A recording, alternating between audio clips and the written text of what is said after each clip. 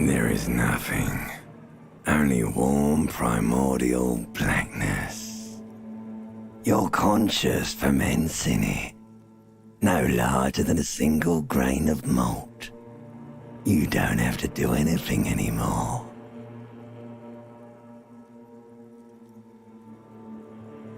Ever. Never, ever.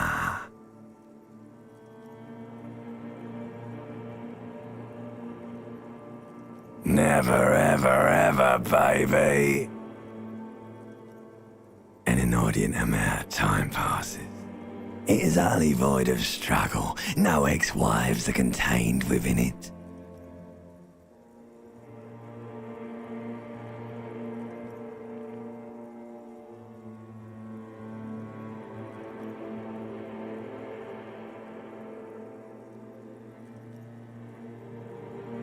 An awareness creeps up on you. A mass lies hidden in your dead angle, soaking in some lurid acidic sauce. It's bloated and shameful, a ball of meat surrounding you. This is a terrible line of questioning, and it will only lead to more awareness of the meat thing. Ex-love, ex-tenderness. It is foolish of you to resurface to the loss. Not after all the damage you suffered to get here. Some of it irreversible. Stay. Sail with me through the abyss of pelagic zone.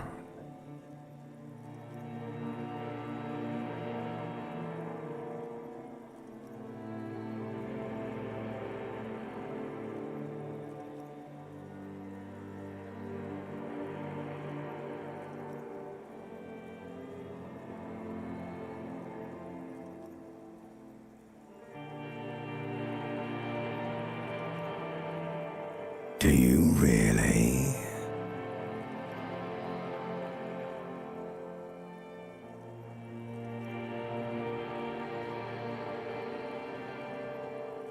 You wouldn't like it if I told you what was back there. Why'd you think you had to bludgeon yourself into oblivion? Or did you not sense yourself marinating? Poured so much on yourself. Got a bit carried away, did we, Chef? Fear and apprehension. You should ask what's out there first.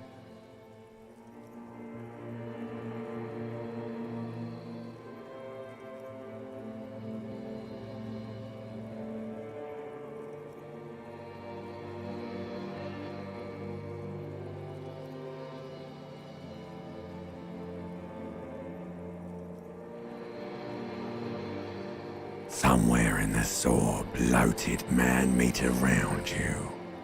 A sensation.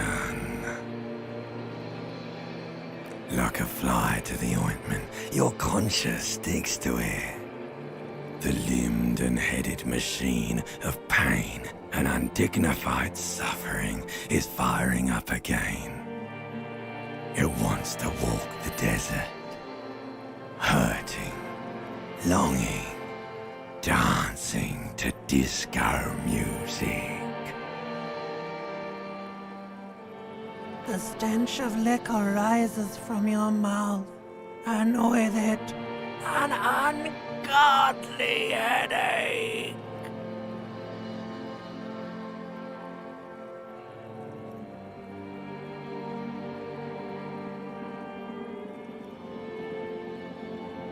A fiery streak penetrates your skull, trying to force your eyes open. It's a sound, a clarion call from hell.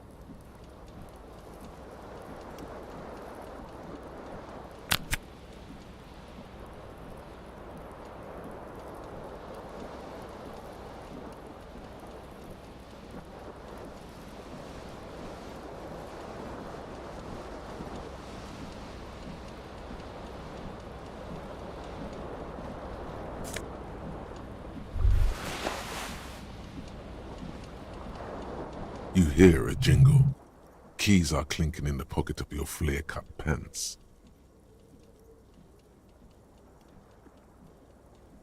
It says, whirling in rags, on the aluminium keyring. There is a single key on the ring. The number 1 is etched on it. It should open the door.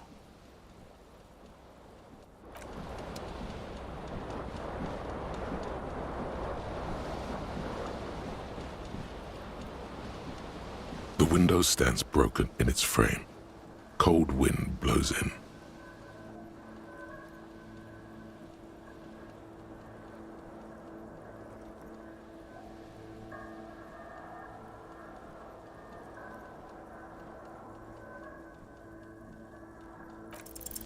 The shards face outward. Whatever broke this window came from the inside.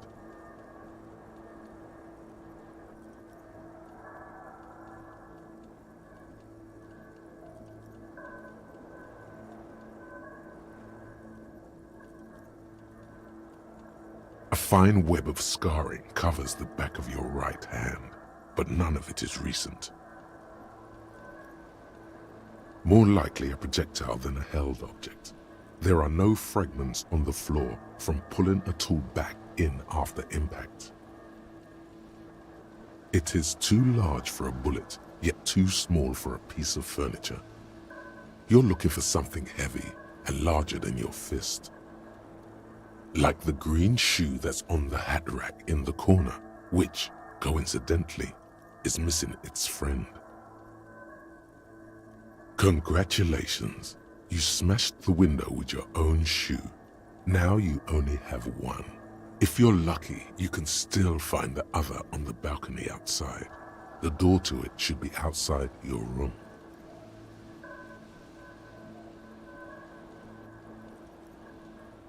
You mean someone else took your shoe off and smashed the window with it?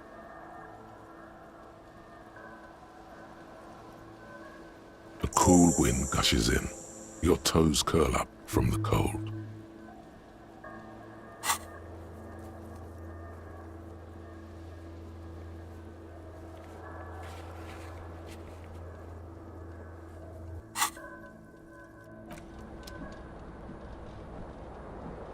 The window stands broke. The morning light hurts your eyes.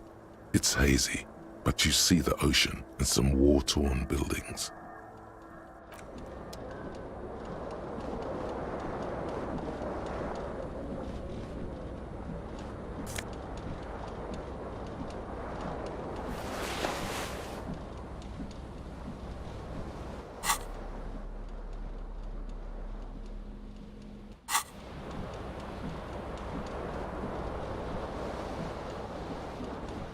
This fan has 2 chain pull switches. One ends in a tiny fan, the other in a light bulb. A truly horrific necktie has somehow attached itself to one of the blades.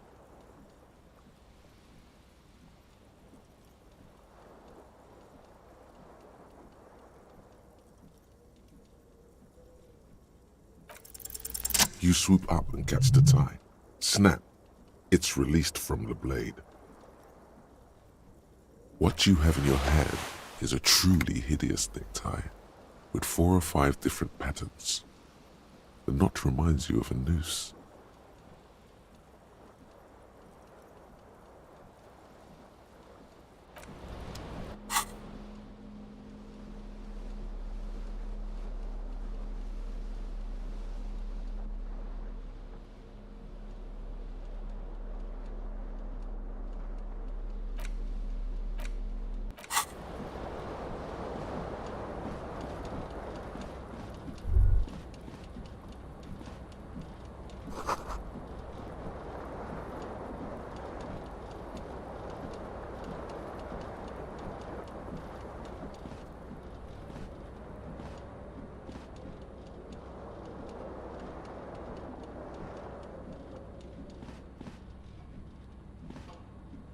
A mirror hangs above a bent and broken sink. In a fierce discharge of masculine energy, someone has ripped half the faucet off. Hot water sprays from the base and steam covers the mirror. You cannot see yourself, just the outline of a man Suddenly, you realize you have no memory of the face that awaits you there, underneath the soft vapor. Really, all recollection of the person you are, the people in your life, and even the world you're in has drowned in a sea of blood alcohol. This was no mere night of drinking. It was a deluge of world-ending proportions. As you slowly reach your hand towards the surface of the mirror. Abort. You clearly have not thought this through. You won't like what you see there, and you will never unbecome it.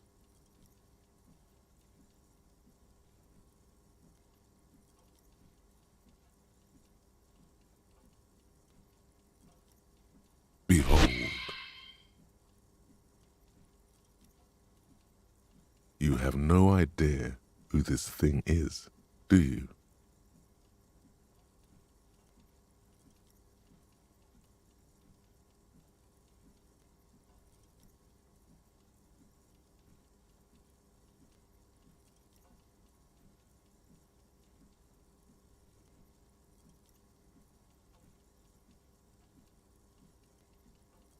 Too late. You clearly have rigor mortis on your face. Or wait, is that an expression? Are you trying to make an expression with that face? Why? Please stop. It's horrible. You're scaring yourself.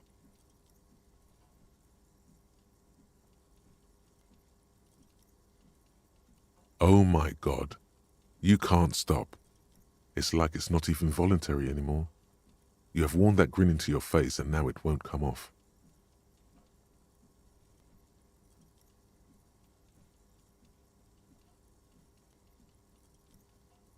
What does it even mean?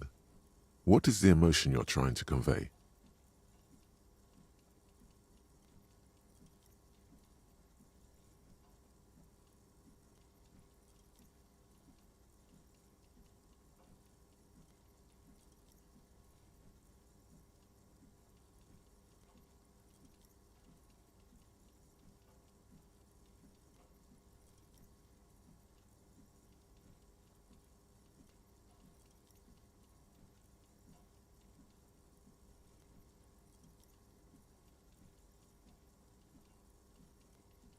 Please promise yourself you are not going to try it on any of the ladies, whatever happens.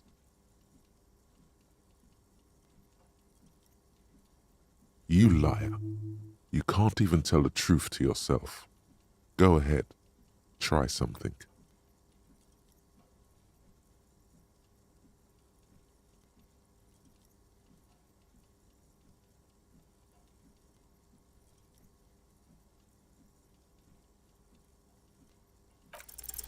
It belongs in the new, the third decade of the current century.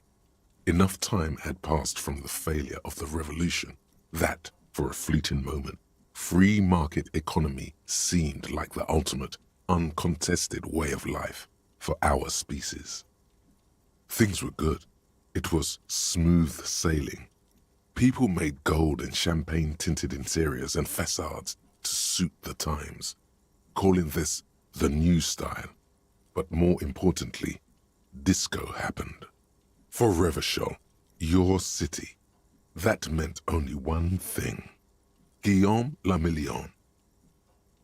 Out of the dazzling swirl of disco music, in an open-air boîte de nuit, somewhere in Revachol West, Guillaume's blonde mane appeared on the screen. He sang some bullshit. Then he made the expression.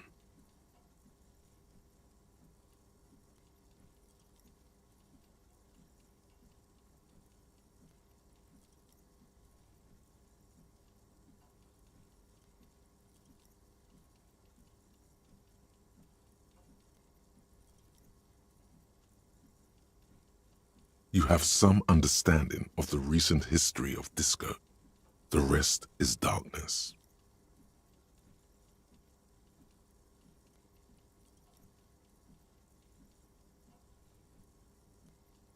The click is used to spur on a horse. It also features heavily in Guillaume le Million's regional mega hit, Don't Worry, Your Pretty Little Head.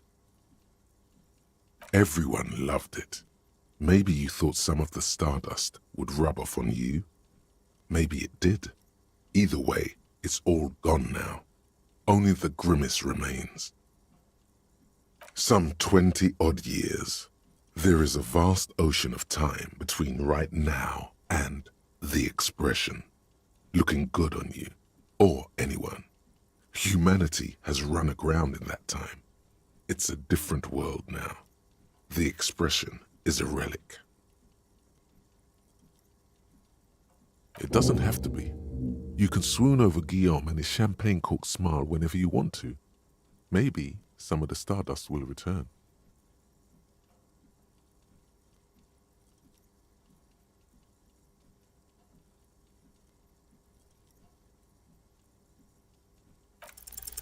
It's too late.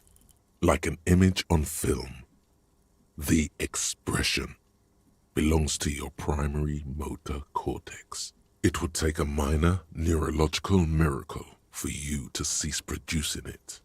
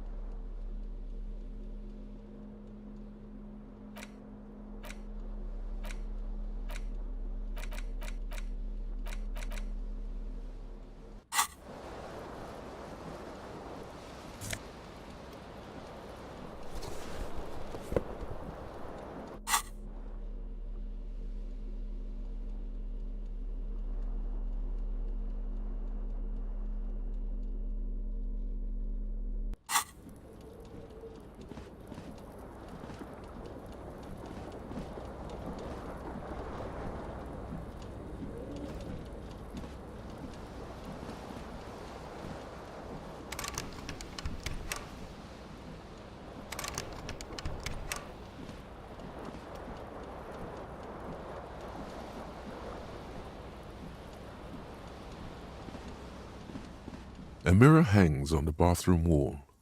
In it, your face, adorned with the expression.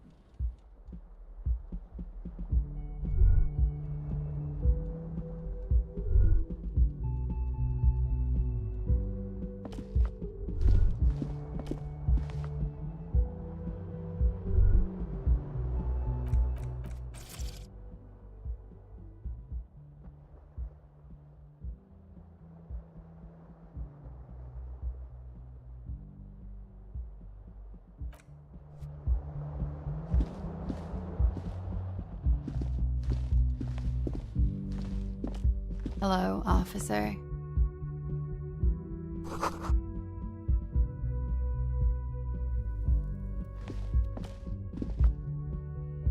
The young woman raises a cigarette to her lips. Her eyes are brown and her face is speckled with birthmarks. She can't be more than 28.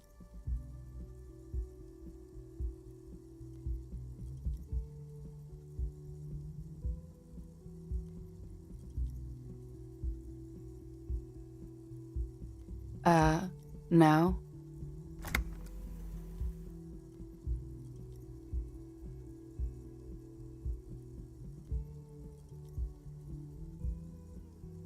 Because you're a police officer, sir.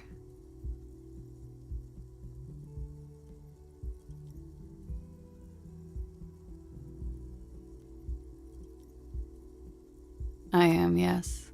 Unless you've been feeding us a set of very well-rehearsed lies all this time. You've been here for 3 days, on official police business, no less. Couldn't say. In truth, so far, mostly drinking.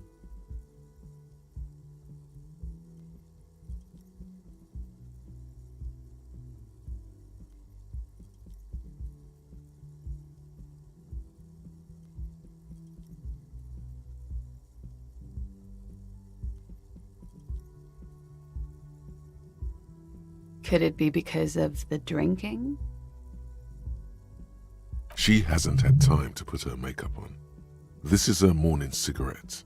She looks tired, her beauty waning faster than it ought to at her age.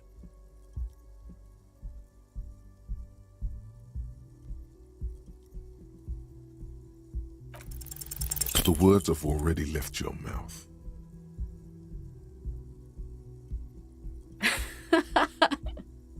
What was that?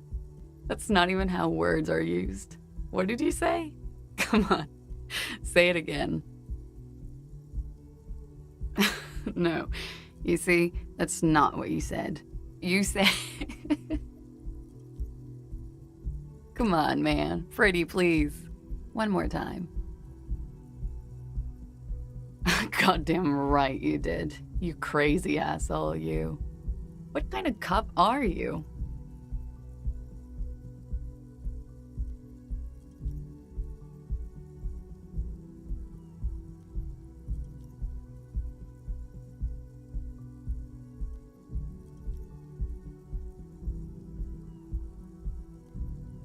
Okay, sir.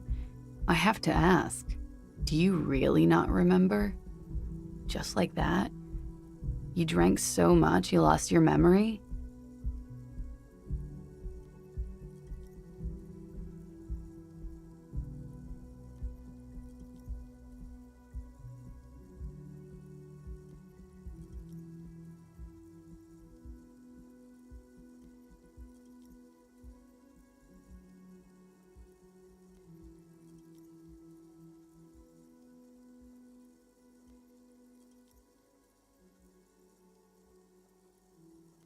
I'm sorry.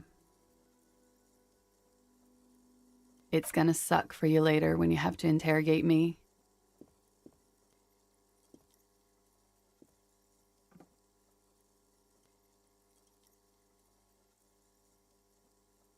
And for the record, no, I didn't do it.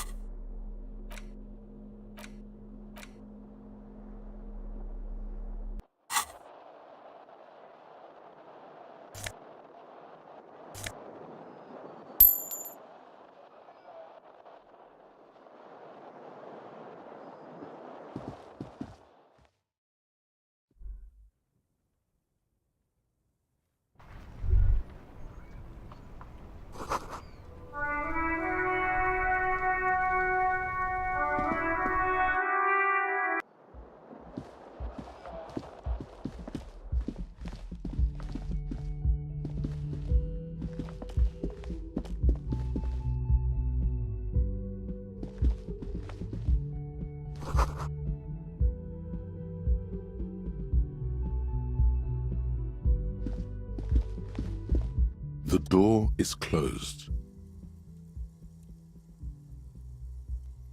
There is no answer. You hear the shower being turned on, somewhere inside. A tremendous loneliness comes over you. Everybody in the world is doing something without you.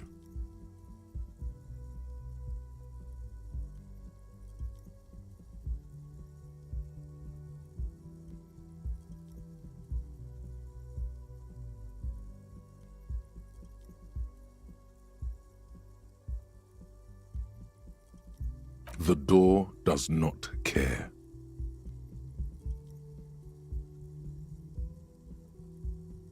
Still no answer. Still nothing. This door can only be opened with a key or from the inside. Still nothing.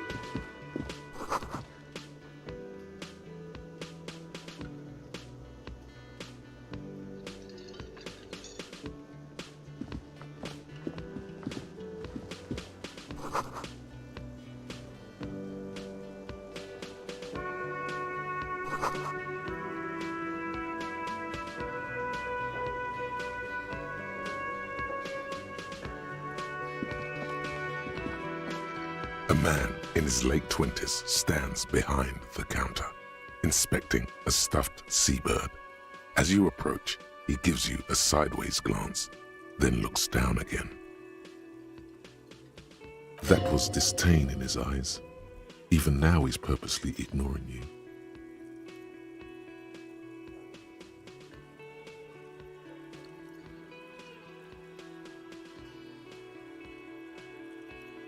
A competent work of taxidermy. The white and brown seabird lies among piles of coasters and drying mugs, one of its wings broken. The man is trying to mend it. Looks like the bird was ripped off the shield that was used to mount it, most likely on a wall. A small engraved steel tag says, "The Great Skua, Ste Koaris Skua."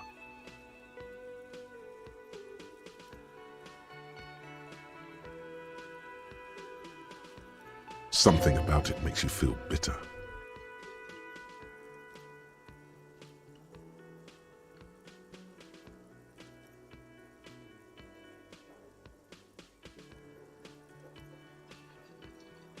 Look, your buddy is over there.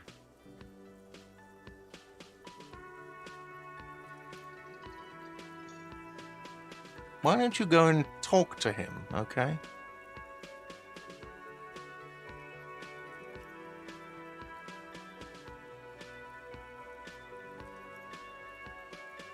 He pretends not to hear you, concentrating on the bird instead.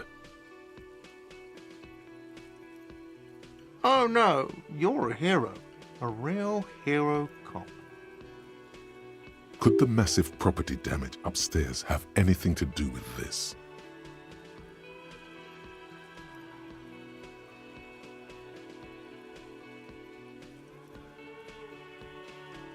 Yes, you are. A real decorated hero. What did you not do? First you took the body down, then you solved the murder, then you didn't trash my hostel room. Maybe you even negotiated the strike.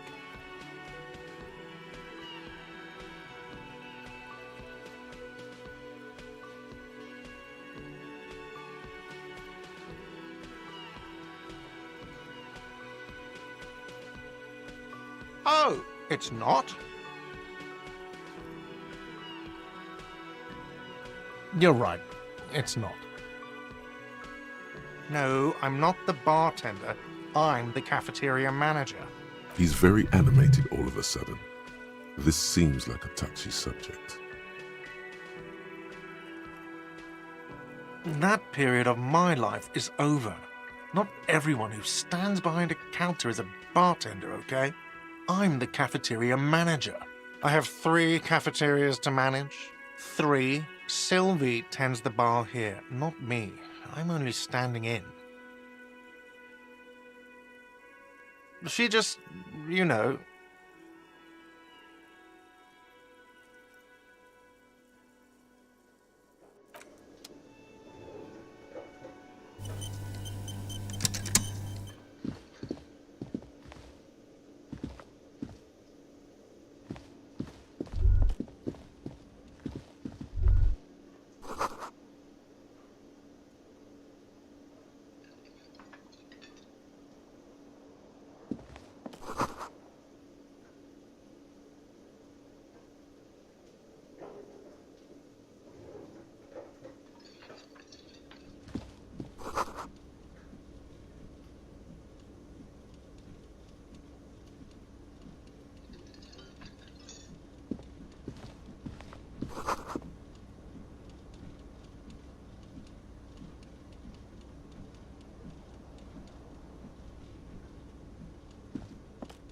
Hello, sweetie.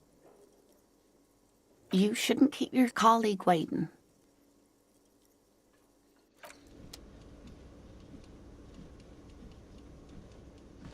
A bespectacled man in an orange bomber jacket is tapping his foot on the floor. Looks like he's waiting for someone.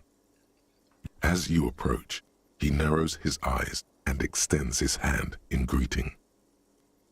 If an assault were launched on this building right now, if the windows came crashing down and the whole world descended upon you, this man would hurl himself in death's way to save you. You are sure of this, but why? On the sleeve of his bomber jacket, as well as on its back, are the same enigmatic white rectangles as on your blazer. He is your half-brother. Hello, I'm Kim Kitsuragi, Lieutenant, Precinct 57. You must be from the 41st. You realize he is waiting for your name. This is your chance to come up with a really good name for yourself. Get creative. Conceptualize.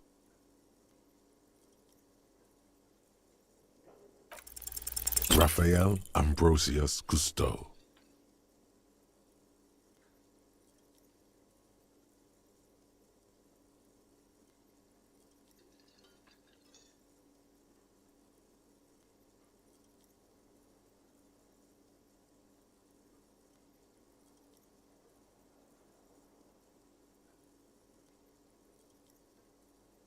No, you won't. Raphael Ambrosius Cousteau is one classy name, and you're one classy cop. Say, Yes, well...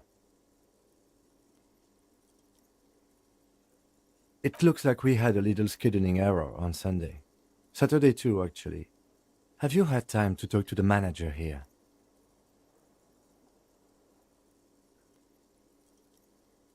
If you don't mind, we should talk to him again. Ask him for a rundown of the area, now that I'm here as well. I understand the scene is out back, right? It also wouldn't hurt to assure him the police are finally here. In full force, I mean. Have you mapped out the initial interviews?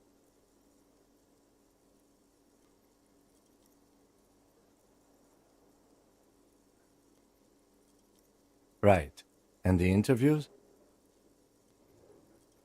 At the 57th, we like to prepare an initial list of persons of interest, and then just skim the surface. Prepare the field, get to know the players. You don't do that? Maybe it's not an inter-district practice. Good. But even if you haven't, we'll have time for that after we take a look at the coroner's case. Have you removed the dead body from the tree?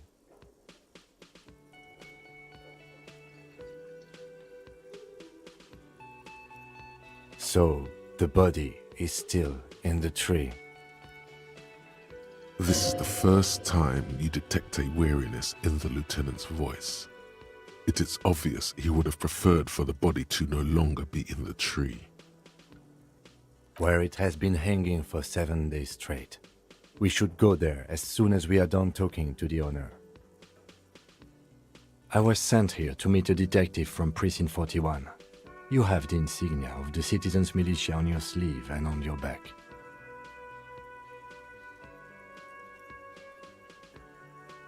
I suppose you could be impersonating him.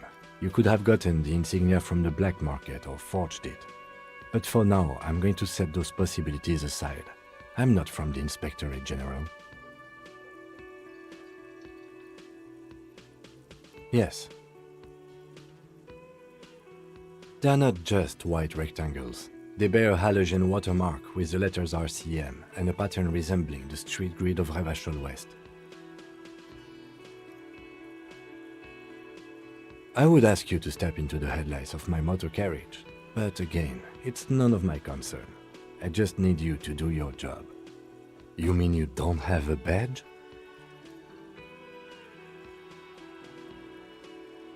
Losing your identification card is a serious matter. My vehicle has a shortwave. You can use it to report your badge missing. I would advise you to locate it as quickly as possible, but getting the body down should still take precedence. Talk to the manager. Then we go out back and take the body down. We all feel that way sometimes. There is no such thing as a police officer, I'm afraid. What remains is that there is a dead body in the tree. Someone has to figure out who put it there. If we don't, no one else will. But first, we have to take it down. I can see you drank last night and the night before, and that you are still drunk now. But I have seen officers go through worse. Much worse. If you need something for your headache, there is a general store nearby. But as I said, the dead body should be our #1 concern.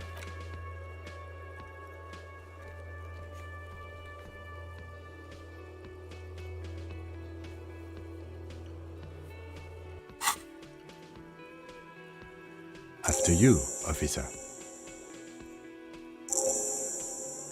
Lieutenant Kitsuragi is now in your party. You can talk to him whenever by interacting with him.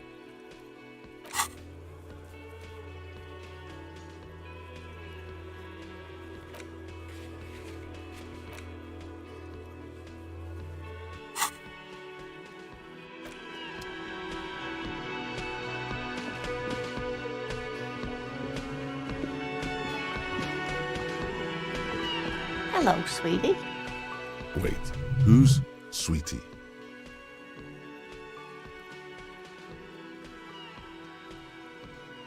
You're a handsome man, officer, with your mustache and your chiseled jaw and that silly dimple on your chin.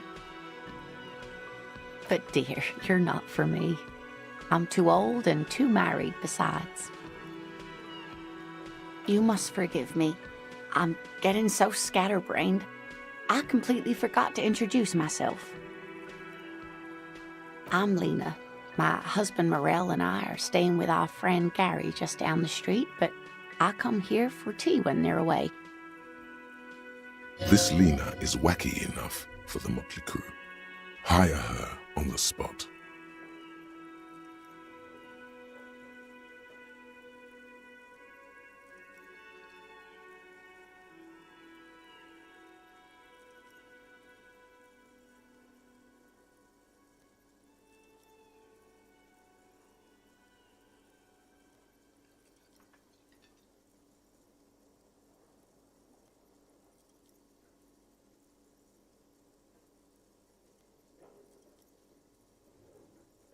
Yes, officer.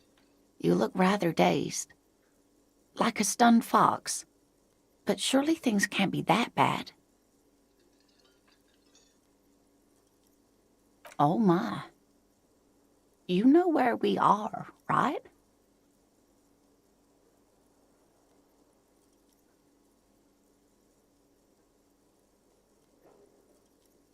A seaside hostel called the Whirling in Rags, to be precise.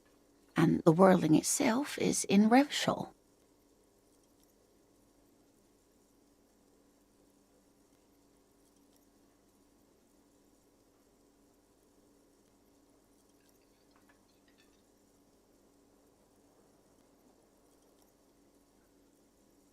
The new disco dancing. It seems like a lifetime ago. Much has changed, but it is still the most beautiful city in the world. A rare jewel set in the sand between the pines. Everyone says so, even foreigners. Speaking of history, you know what year it is, yes?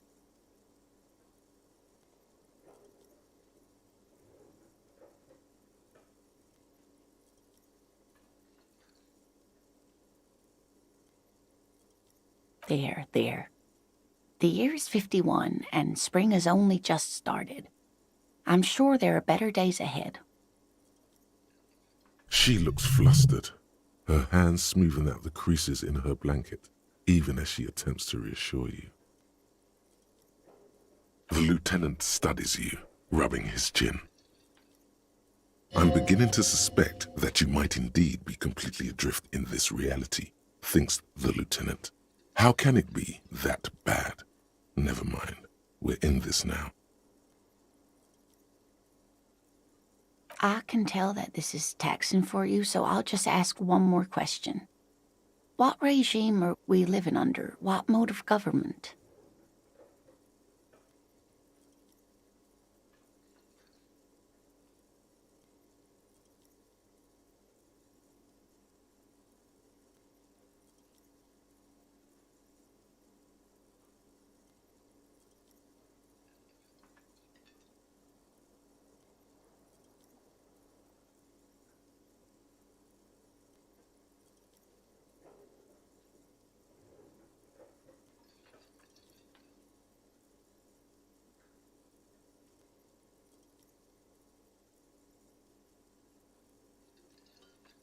Oh, no.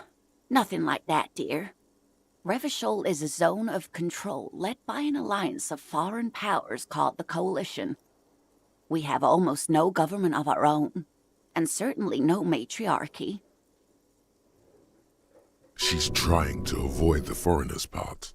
This is because she's a woman. She may be lying to you.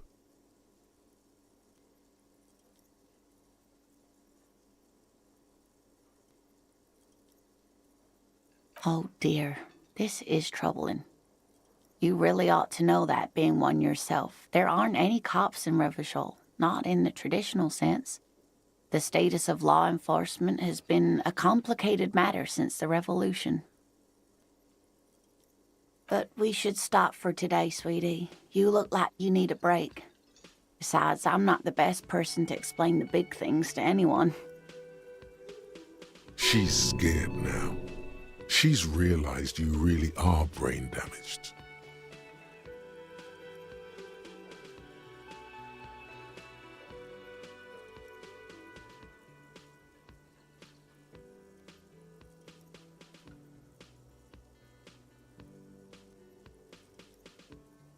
You didn't do too well, dear. It does look like you're having trouble remembering things. History and places. Remembering reality, in a word. It's very odd. A sigh. The lieutenant buries his nose in his notebook. But maybe a fresh set of eyes is what the world needs. And while I'm no doctor, such bouts of amnesia are often temporary, so I wouldn't worry too much. Someone more educated in sweeping matters. Maybe you should ask. No, I'm not an encyclopedia. I won't be a guide either. I'm a detective. Of course. Then I don't know. Someone rich, maybe? Wealthy people are educated. Though I don't know where you would find a wealthy person in Martinez. That's a good point. This doesn't look like Rich Central.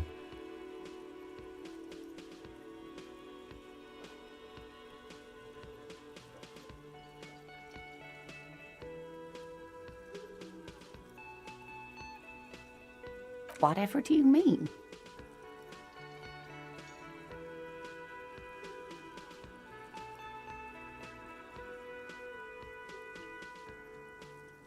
Ah, yes. probably Roll With Me by the Fletchers. People often quote the Fletchers at me. Morel says it's my theme song. Yes, dear. I'm a paraplegic. A paraplegic is someone with limited or no ability to use the lower half of their body. Paraplegia is caused by spinal cord injuries like falling from a great height or a grenade explosion.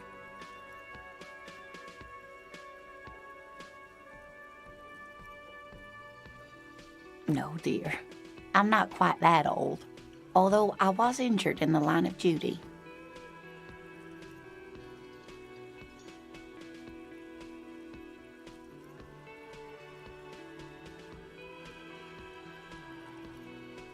Nothing so glamorous, dear. Though when I was young, I dreamt of planting the Revacholian flag on some figurative peak. I was a training and development manager at a rapidly expanding mail-order shoe company. You'd think it would be a safe job, but I had to be everywhere, and, well, once I happened to be under some faulty scaffolding. I was lucky. This was almost 20 years ago, and I was compensated exceptionally well. One can only dream of such payoffs nowadays. No problem.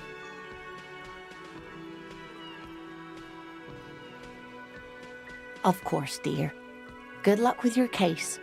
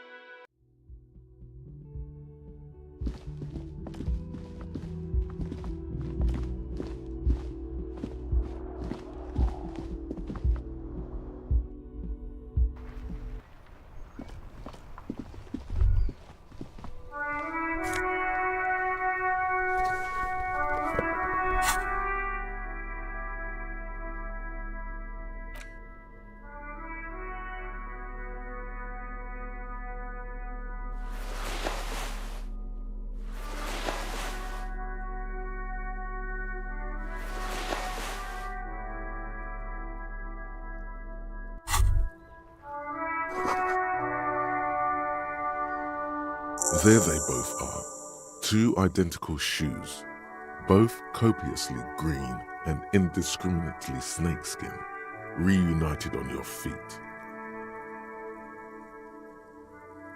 Like two baby crocodiles.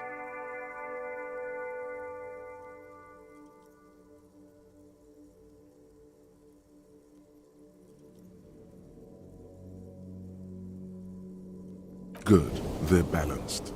Comfy. Feels like the only good thing about you right now, truth be told.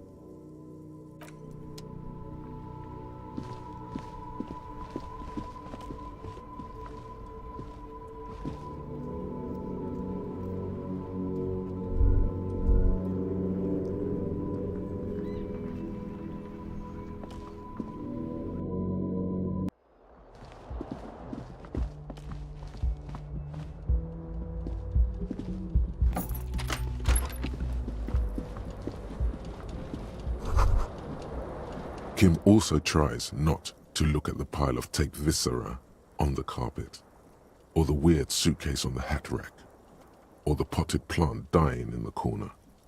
But it's all just too morbid to ignore.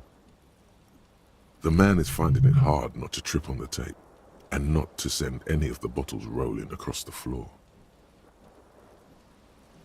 Where unidentifiable sludge makes it hard for him to breathe. Smells of vomit in here.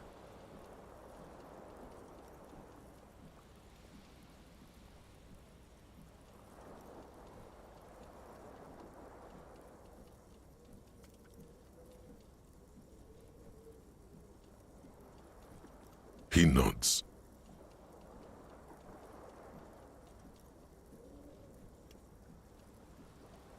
And by that you mean crimes against humanity? I have no idea what that means.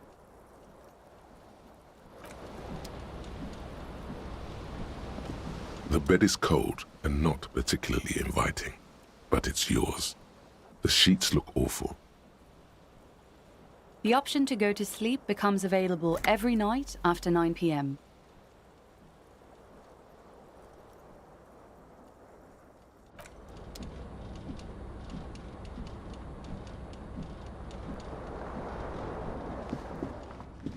A mirror hangs on the bathroom wall.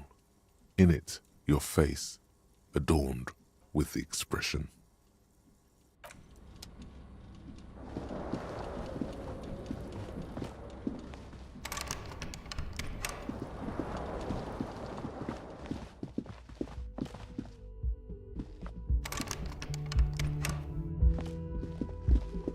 The door is closed.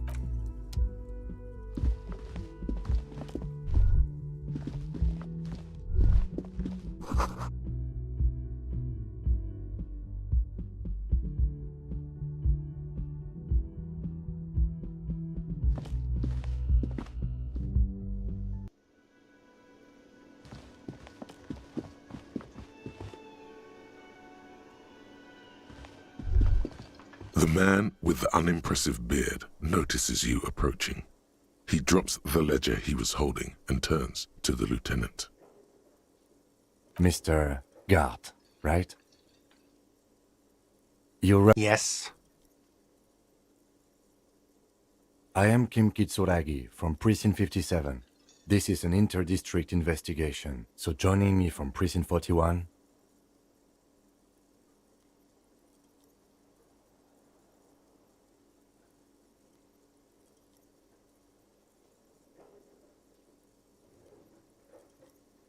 Fantastic.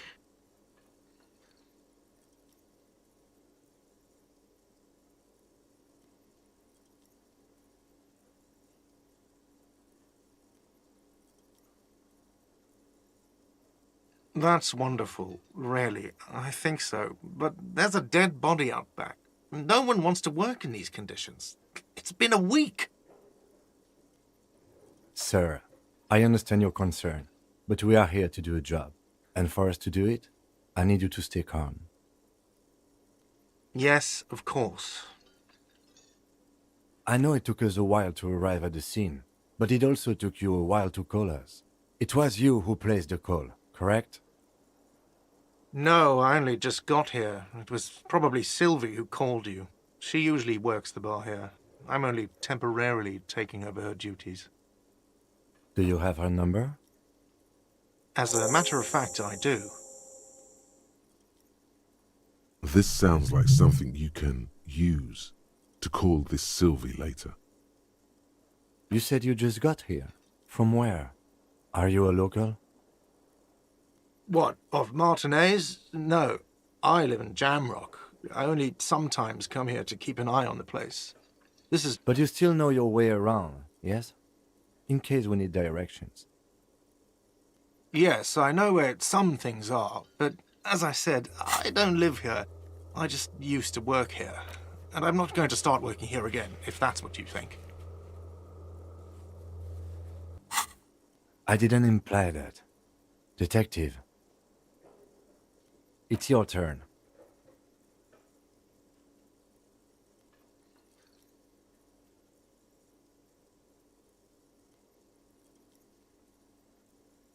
Yes, he means, do you have questions for me, like a police officer would? Behind this building, there's a courtyard. They hoisted him up on a tree there. That's easy. See that door there? First you exit through that. Then, to your right, you should see a big hole in the fence. A really big one. You can get to the courtyard through there. No need for the keys. The hole is big enough for the Franco-Nigerian cavalry to fit through.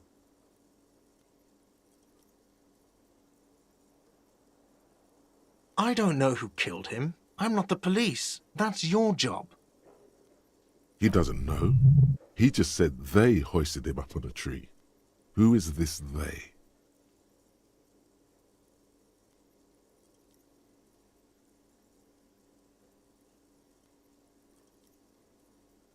Oh, people are saying it was the union dock workers, that it was a lynching.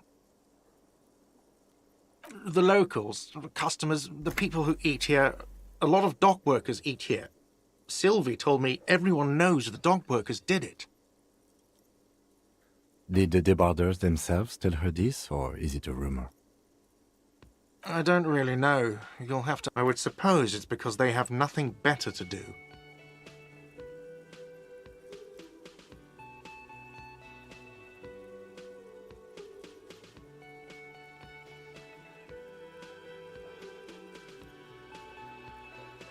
You mean the strike? Yes, the strike. The man they hanged was a security guard for the harbour company, I hear. A mercenary. The unionistas probably thought they'd send a message. What are you, crazy? Of course I didn't kill him! The lieutenant turns the page in the little notebook he's been scribbling in. She went away because none of your business. Oh my God, what is your obsession with this Sylvie person? Get over it. Let's go. Not so fast. You owe me 130 real.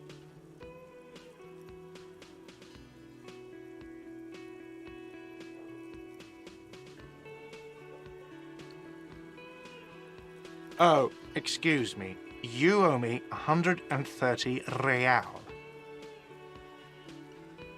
The IIR, or Inter-Isolary Real, is the global reserve currency. Whatever part of the world you're in right now, it's safe to assume he means you owe him some money.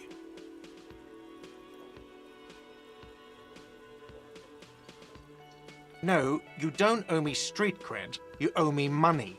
You owe this establishment 130 real.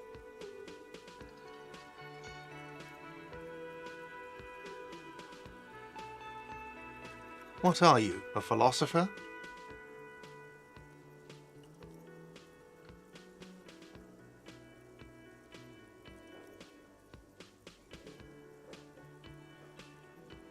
Money is what grown-up people use to pay for things. Things like this hostel room, or 8 bottles of potent blend, and 9 packs of Royal Extra. We use it for everything, really. Are you serious? From your work? I don't know. You can take bribes, I guess. I'm sorry. I don't think cops can take bribes. Some do take recompense, but only to survive. For survival, to pay me. Unless you want to become a hobo. Do you want to become a hobo? There's nowhere else to stay in Martinez, and it's a cold spring outside. Money doesn't make you happy, but it lets you be unhappy for a while longer. If you run out of money, you die. It's like that for all of us. Me too. That's why I need you to pay me. I'm not... There's a shuffle of nylon as Lieutenant Kitsuragi looks for something in the pockets of his orange bomber. That's cop 4. I haven't offered to pay because I don't have any money either. Let's see. 3 nights at a tariff of 20 real comes to 60 real. Then there's the window you annihilated. The hole in the window was the first thing I saw when I came to work. So don't try to tell me you didn't. That will be 40 real in damages. Another thing you've annihilated is half the bar. You've run a tab of 30 real. Actually more, but we'll round it down to 30 for your hard work maintaining the stability and order of Revachol. That's 60 plus 40 plus 30 equals 130 real. And yes, real is still money. I'm sorry, but he has to pay. I can't let him stay here any longer if he doesn't. If he doesn't have the money by tonight, then... Officer, maybe you are better off working this from home for now. You live in Jamrock, right? It's not that far away.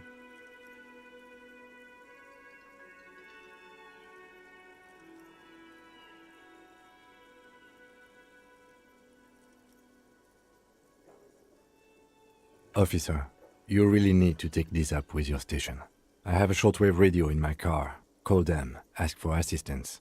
We have to get this investigation started now. Good luck.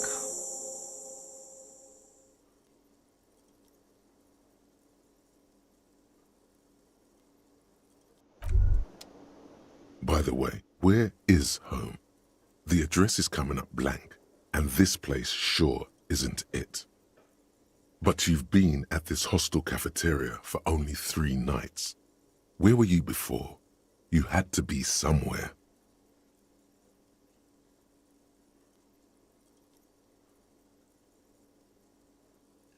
You don't really know, do you?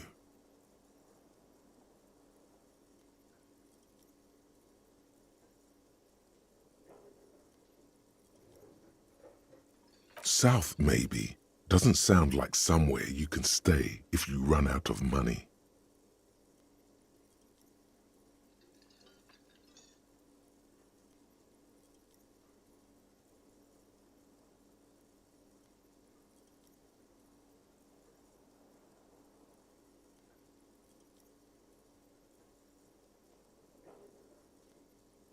Entertain the thought when you get the time.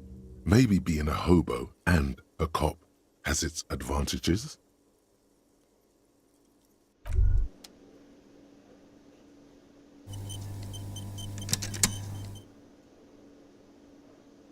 You should totally sing karaoke here, the first chance you get. Your emotions need to be expressed. People need to know your vast oceanic soul.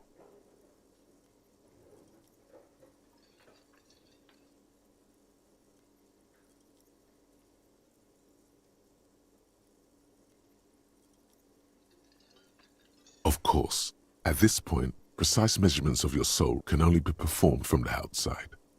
It needs to be heard. Through a PA system. By other people.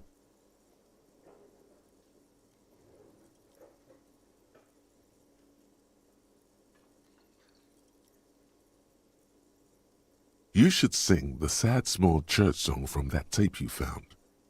Thought it was obvious.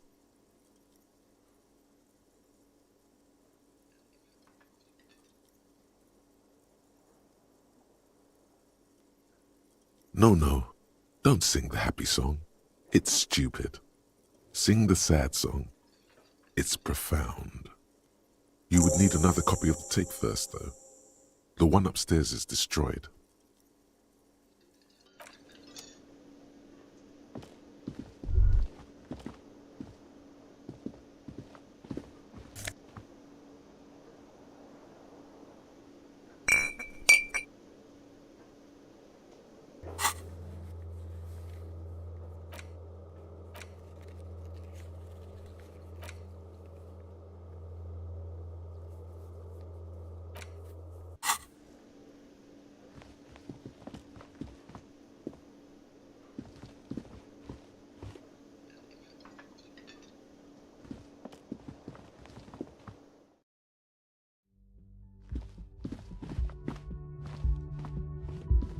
The door is closed.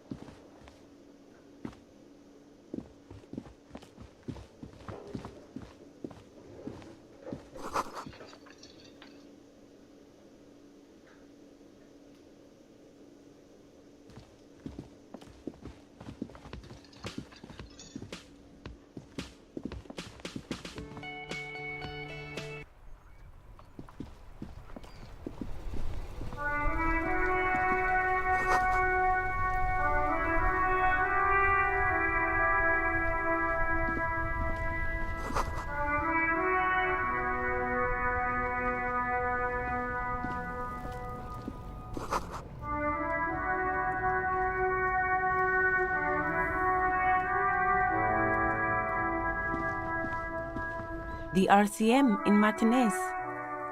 What can I help you with?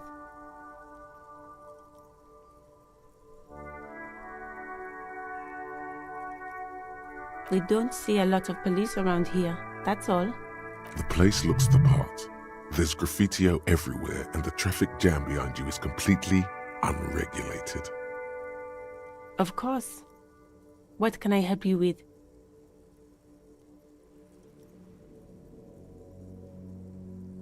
Excuse me?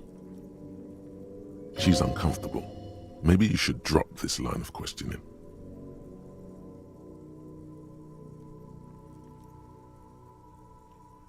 Oh, well, I didn't write it there. I'm just sitting here.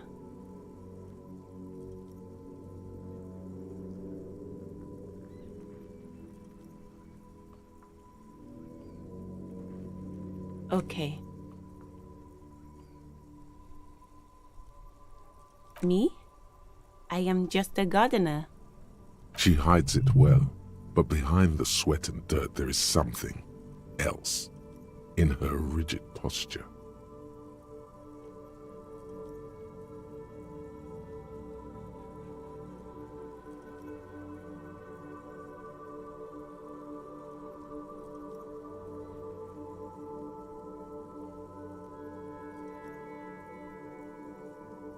I am pleased to meet you too, officer. Me? She hides it well, but behind the sweat and dirt there is something else in her rigid posture. I am working. I have a greenhouse in the yard there. I've been trying to get some work done. Well, as you probably know, there's a corpse hanging from a tree there. It smells pretty bad, so I have to take breaks. Don't worry, miss. We are here to clean it up. You can get to work soon. Thank you. My head is about to explode from all the salts I've had to inhale. Salts? Ammonium salts. Perhaps useful for later.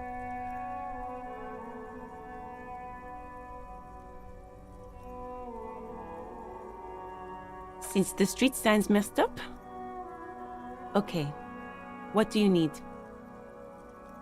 It's there. In the yard, right through the hole in the fence. Even all the way over here, there's a drop of death in the spring air. What do you mean? Yes, sir. District of Martinez. This intersection is called Roundabout North. He knows where we are. He just wants directions. There's the pier, the Cape Side apartment buildings, some more tenements. Not a lot, really. The harbor gates, some kind of commotion, I think. I don't follow the local politics. A fleet store, too. Some shops and a bridge. The canal bridge leads to the coast, but it's broken, I think. Some kind of accident, probably. Just coast. There's a little fishing village there, and a fish market, but that got closed down ages ago. It's just water. No, actually, I think they call it the Martinez Inlet. There are some islands in the bay, but they're hard to reach.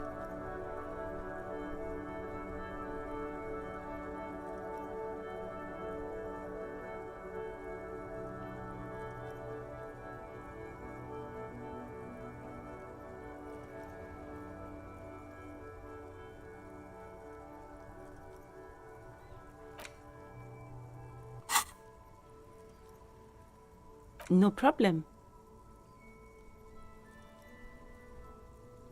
She's very well composed. Back straight. Of course. I won't hold you back. If there's a corpse, then you're going to need those gloves for the autopsy.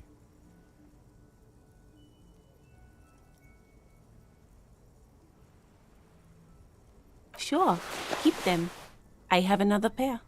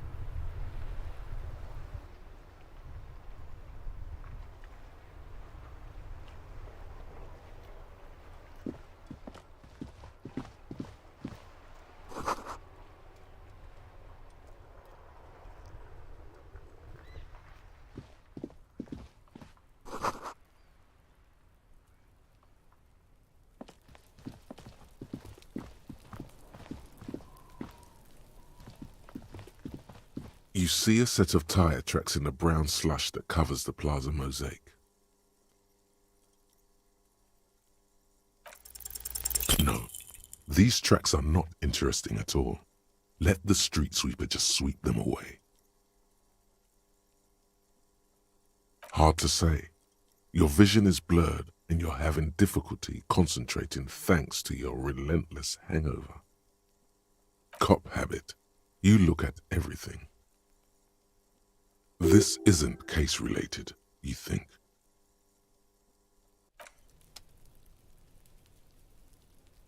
Yes?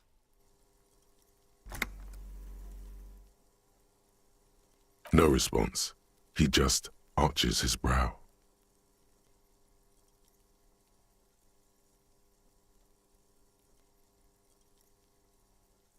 Have you tried concentrating on something other than your personal affairs?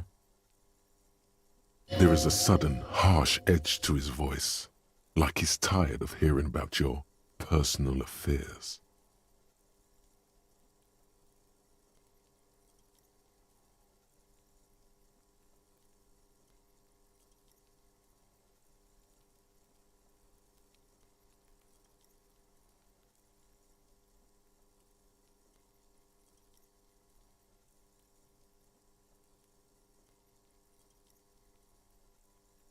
Really? You look fine to me.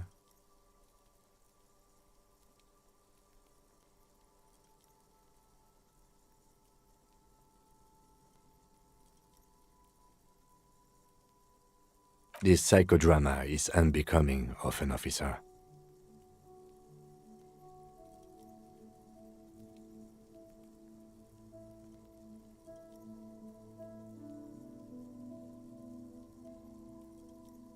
Then you should consider seeking medical attention. You can use the radio in my kinema to call your station's Lazareth. Was there anything else you wanted? Me? I don't see how my life is pertinent to the investigation. Ah, if you insist. What do you want to know? That's correct. You feel a slight urge to put the lieutenant down for this, but you can't quite muster enough testosterone.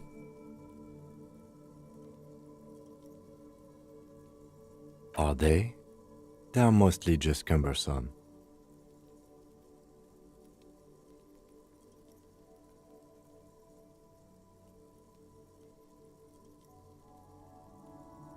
What do you mean?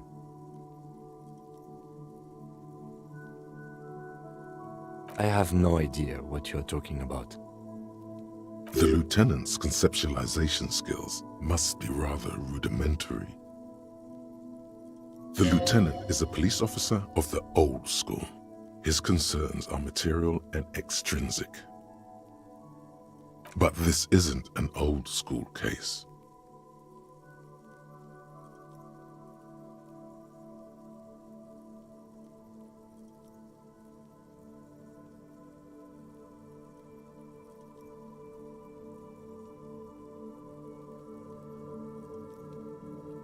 I can't say that it does, no.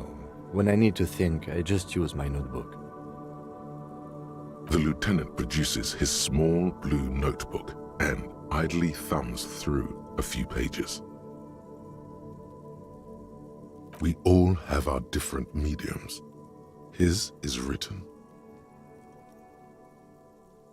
That's because I'm half Seolite, or quarter. My father's father was from Seoul. So was my grandmother, but from my mother's side. It's not an interesting topic. It's a part of the world, officer. A geopolitical entity and a geographic division. I told you it wouldn't be interesting. You're barking up the wrong tree. I don't speak a word of Seolite. I've never met either one of my grandparents, and I've never been to Seoul. I'm a regular Revacholière.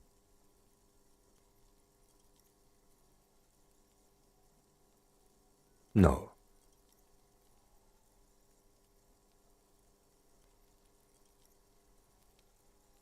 Your brain sends the signal to your lips, but they refuse the order. Something is paralyzing them. You're pretty sure it has something to do with the lieutenant's eyebrow. It's like you're locked down.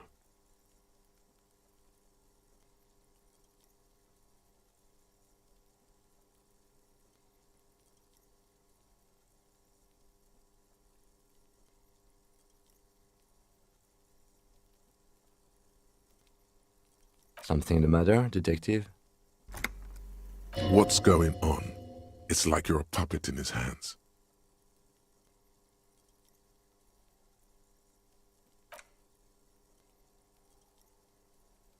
The lieutenant relaxes his eyebrow, and you seem to regain control of yourself. Good. Let's change the subject. What do you want to know?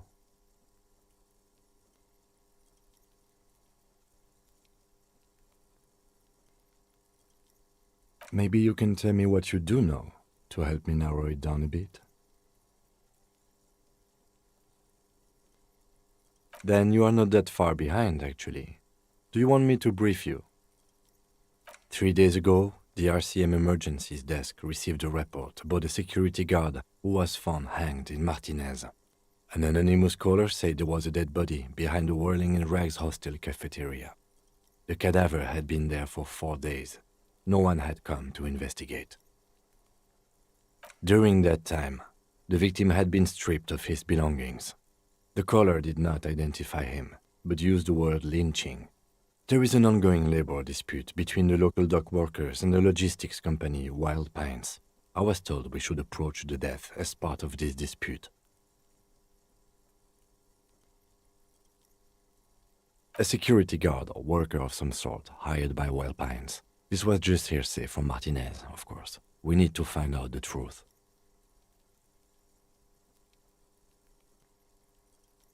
They didn't identify themselves in any way. The tone was muffled using a device of some sort. The desk could identify neither the caller's age nor sex. There's a strong prejudice against involving the RCM in what's seen as union matters. The dock workers' union is the de facto police in Martinez. Now it appears they've started executing too. We cannot allow that.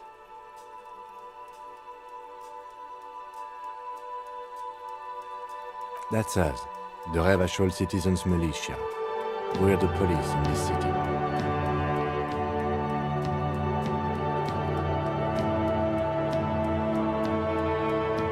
That's right.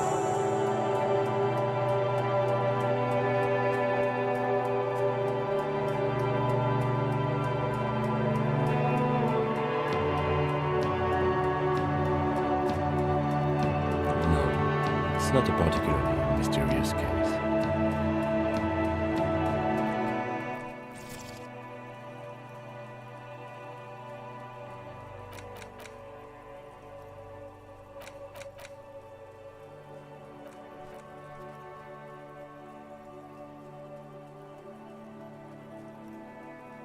The deceased is a security guard for a corporation involved in a labor dispute. It doesn't take a DeLorean polymath to put the pieces together. I just don't see the case getting more mysterious than that.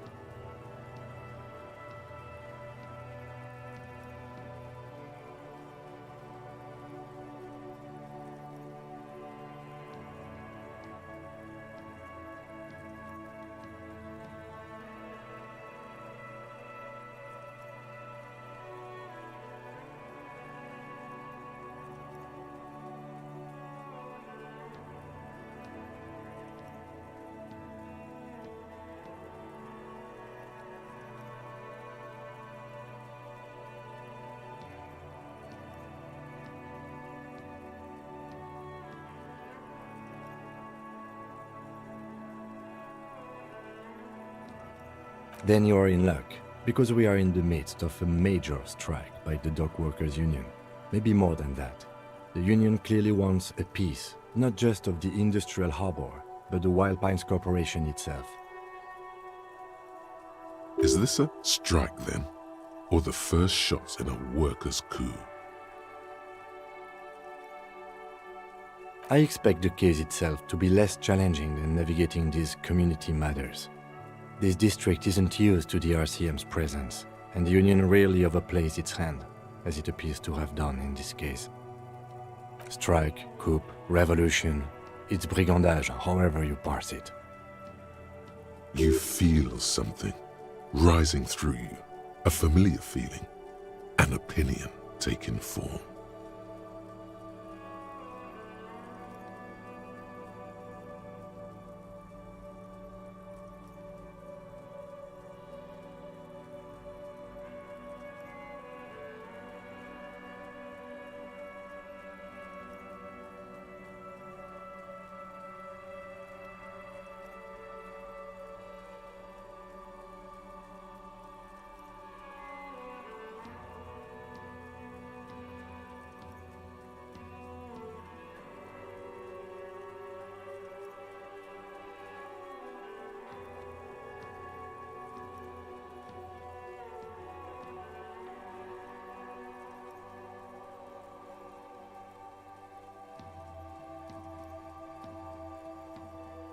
When I said we have to navigate community matters, I did not mean we have any say in them. I meant we should be careful. If we are not, the shit will blow right in our faces. From an imaginary fan. Now, was there anything else you wanted to know about the case?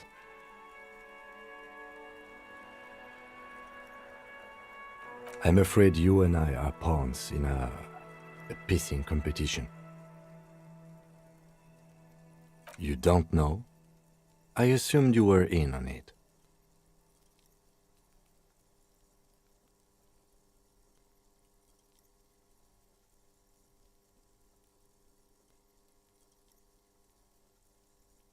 Better still than an imbecilic cop-off.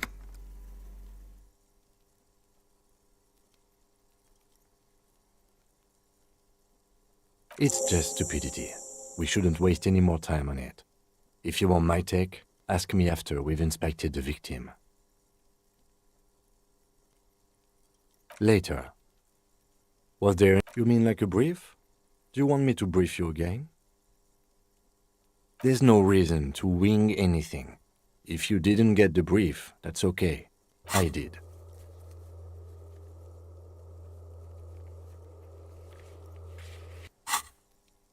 Three days ago, the RCM emergency is dead. During that time, the victim... Okay then.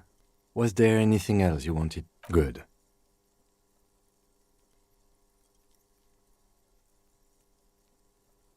Excuse me?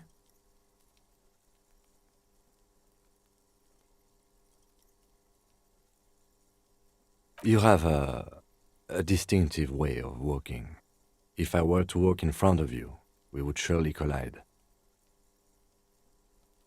I hope you don't take this the wrong way. It's just a collegial observation. In the 57th, we call it the Jamrock Shuffle. Officers from Jamrock's 41st Precinct tend to move a bit erratically.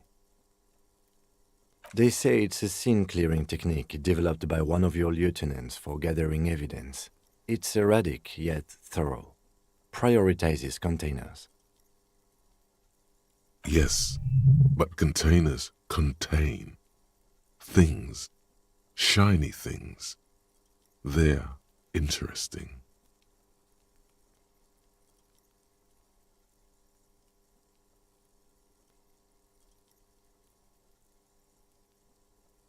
I don't know. Containers contain, I guess. I'm making assumptions. We should move on. Passing along frivolous interdepartmental stereotypes is not usually his oeuvre. He regrets bringing it up.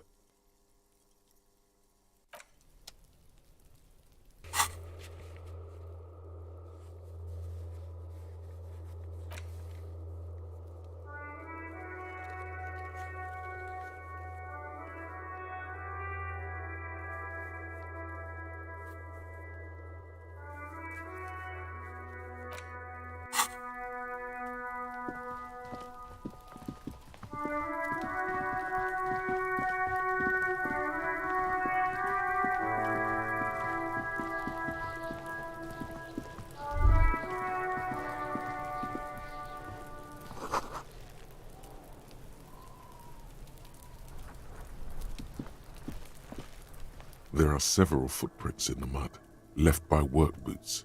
Anywhere from 6 to 12 pairs have walked here.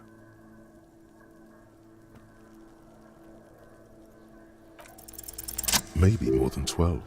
No, 8 pairs of boots have shuffled back and forth in the mud.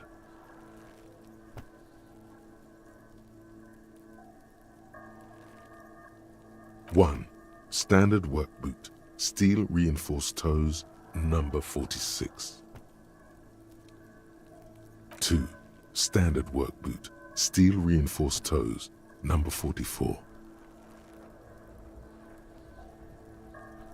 3, hobnailed work boot, steel reinforced toes, number 43. 4, standard work boot, number 45 or 46. You don't know. It's a miracle you can tell the prints apart as it is. The cold must have preserved them. 5, another standard work boot, steel reinforced toes, number 44. 6, an aberration, light as air, even pace, same make of boot, but number 41.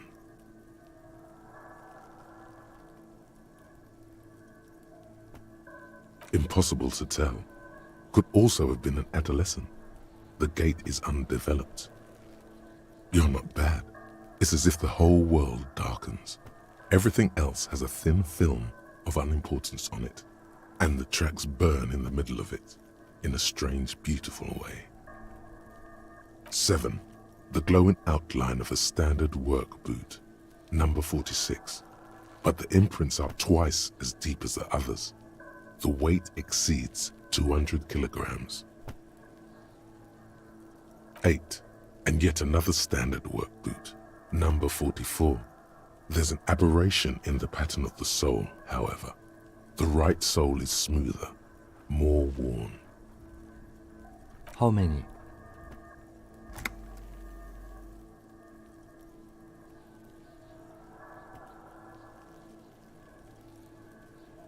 I was pretty off then. I counted 20.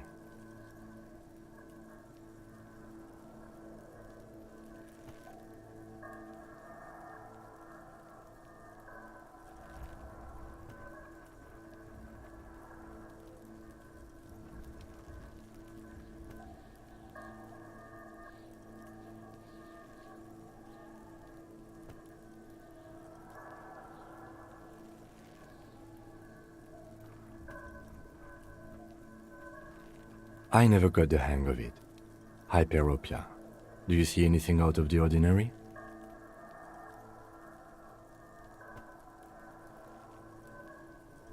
$200? Could it be the combined weight of 2 people, one carrying the other who's tied up? Let's say a heavily built worker carrying a similarly built, soon-to-be-dead man. He might be right. 200 kilograms of living weight is unlikely.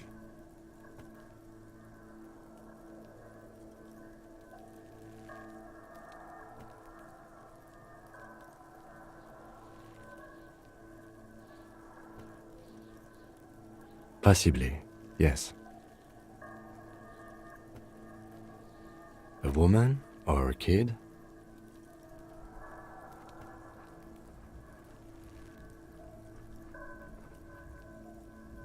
Understood. Anything else?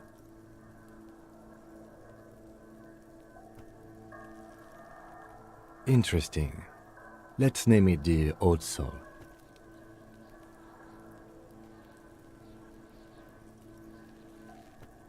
Someone operating a workbench with a pedal? Like a joiner at the harbor? Or maybe a drummer?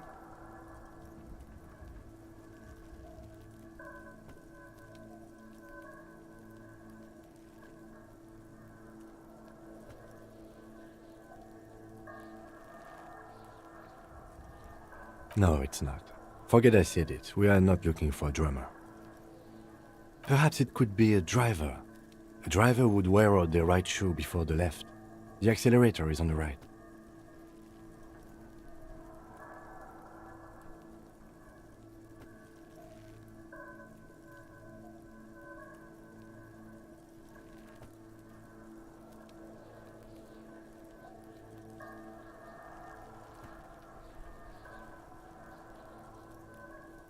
He doesn't seem to hear you, looking south toward the traffic jam instead. The machines are silent. The engines are all turned off. We should keep our eyes open around the traffic jam. See whether anyone strikes out as a potential suspect. Seems prudent, no? You're right. Let's keep a low profile. A week, maybe? 7 days would fit the time frame provided to us by the caller, who reported the hanging. It is not impossible.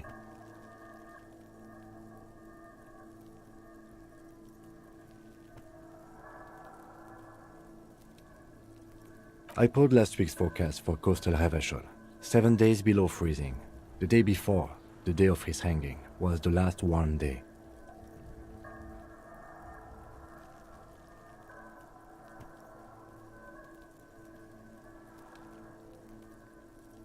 Correct again.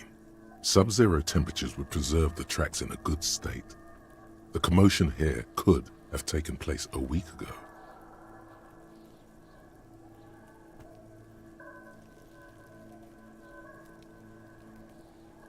What do I think? A mob of people brought something heavy to the tree. One of them was carrying the victim. They shuffled around, especially under the tree. Then, after hoisting him up, they stood in a semicircle facing his direction. At first glance, this appears to be a lynching.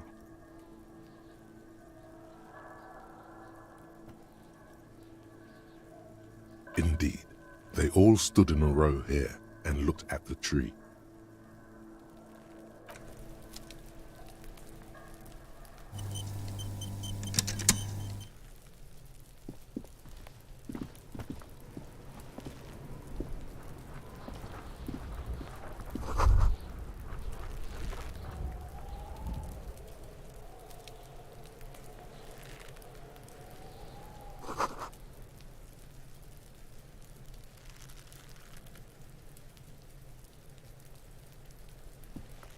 The corpse looks at you with bulging white eyes.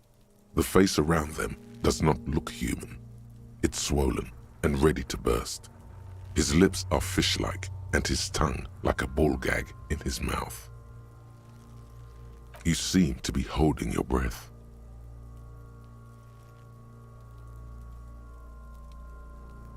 A cargo belt twists his neck at an unnatural angle. The body below appears stiff. It's letting out an ungodly rot. The smell seeps in, even through your clenched nostrils.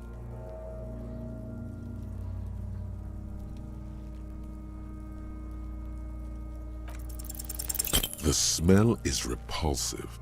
It pushes in from your mouth, more instant and more familiar than anything you'd expected, more fever than odor. It fills your mind, flushing you from within.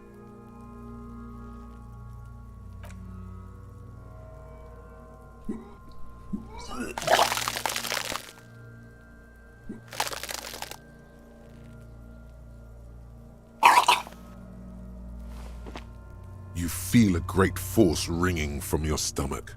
Your body curls and pushes it out, burst by burst, until a pool of vomit lies under your feet and your throat stings from the stomach acid. The smell of Commodore Red rises from the pool. Among it, distilled spirit and bits of shish kebab. It's okay. Happens to everyone. Keep it. The hangover is clearly making this worse for you. You could use some ammonia to clear your head.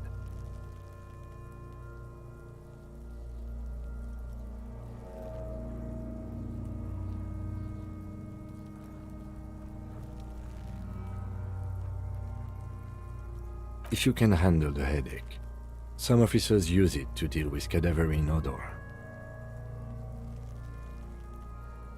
I can't handle the headache. It's more likely he can handle the smell, unlike you.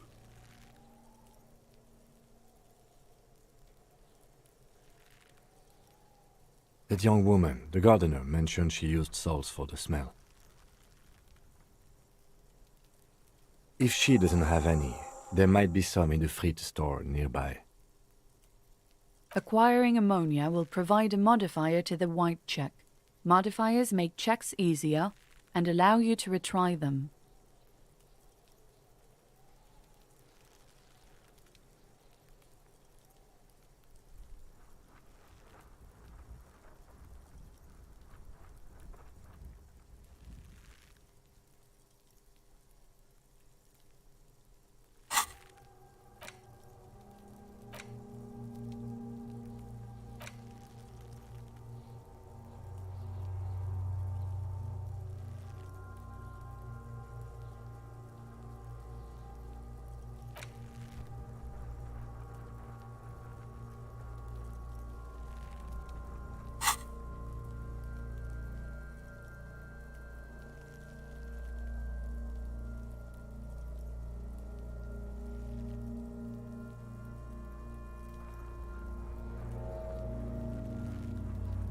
Active decay.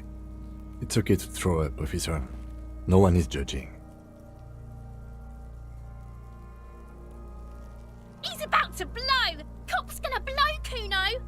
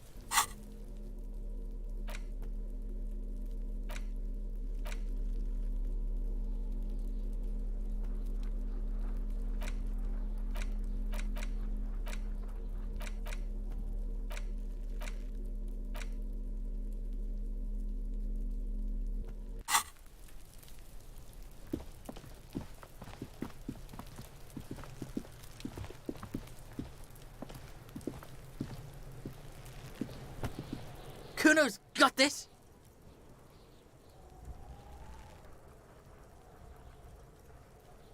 If there ever was such a thing as an ugly kid, then this is it.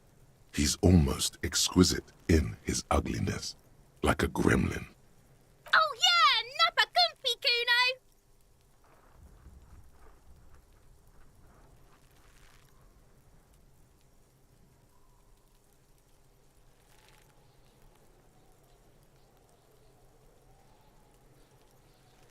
Can't talk, pig! Shit's coming up strong! Throwing rocks! Shit coming up strong. That sounds good. Joyous.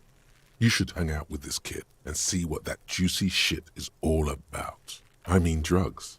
The kid's on drugs. Yeah, Kuno! Ride the lightning, Kuno! Kuno's riding it, see? The rake, Kuno! You should throw the rake at him, Kuno! The fuck does Kuno know what a rake is? Kuno's not a gardener.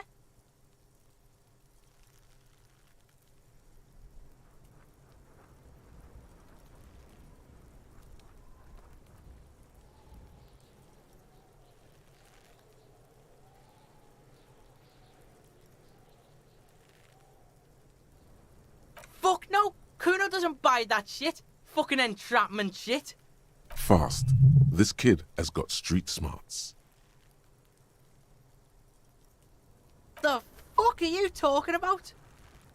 He's calling us Kuno! He says we're fucking each other! We shouldn't do anything. I don't tempt such forces. You will see. Alright, entertain the Kuno. Show me what you got. What you got there? What you... The kid moves his hands like a basketball player dribbling fast.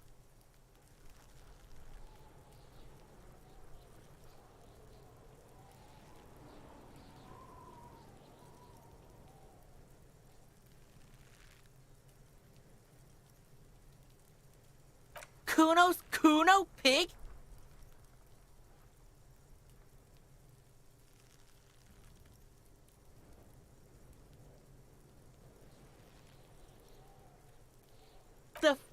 calling a third person? Kuno's the fucking first person? Watch out, Kuno! He's trying to fiddle you! He's gonna put his hands on you! Help! Pig's got Kuno! Help! Rape! Help! He's got the Kuno, help! Everyone can hear. You need to get the hell out of here before.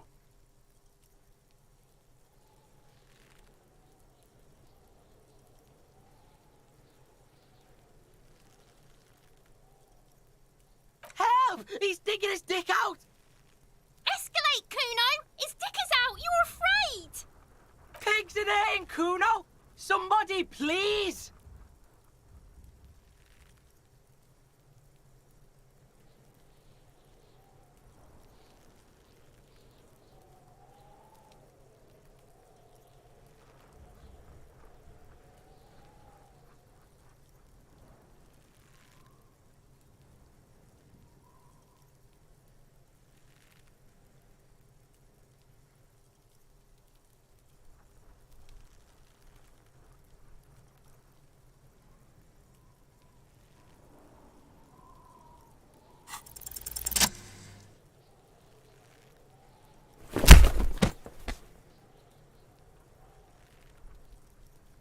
Thump. The blow connects surprisingly well, leaving your knuckles tingling.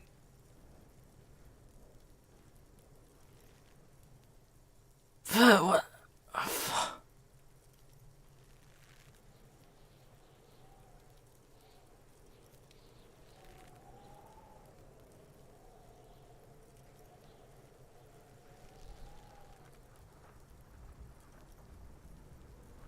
Officer, this is very far from normal police conduct. Get yourself together. For heaven's sake, he thinks, this has gone too far. Don't make this any worse than it is. Just get back to questioning the kid. Okay, Pig. Kuno knows to respect that violent shit. You should see Kuno's dad. Kuno's dad doesn't give a shit about anything. The creature behind the fence has fallen ominously silent. Only her eyes are alive, jumping from actor to actor. Okay, Pig. Talk to Kuno. We're back in this shit. The fuck do you want?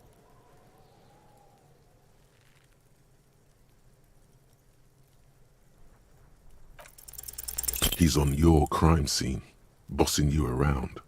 And he's been here for some time too. This is where he hangs out. You have to get more out of him. He could be useful.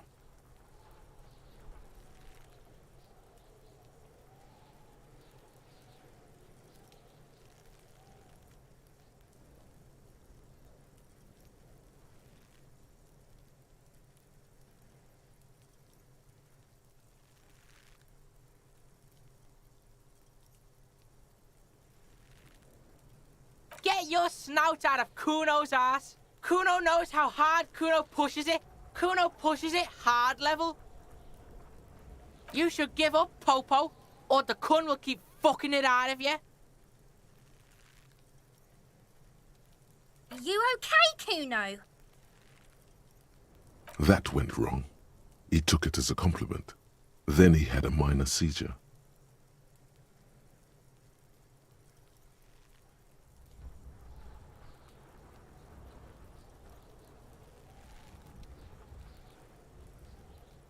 Right, Pig? This is where Kuno plays with his little wooden choo-choo. What do you want with it?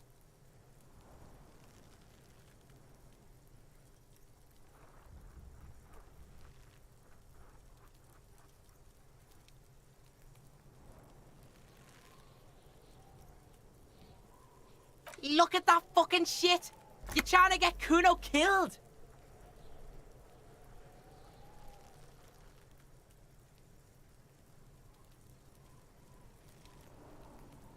Fuck does Kuno know? Kuno's not a fucking acrobat.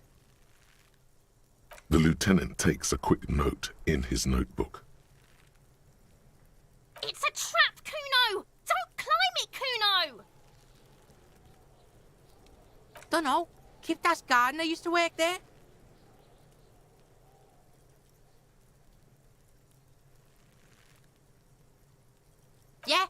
Kuno said. She couldn't handle the heat, so she took off. Kuno can take it. Shit's nothing to Kuno. Look it up in the library. Kuno's not a fucking dictionary. Fucking small brain. Kuno means the gardener, alright?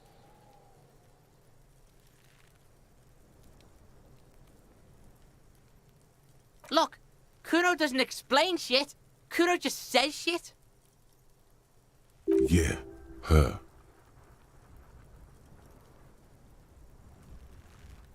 Yeah, whatever. Kuno doesn't give a shit.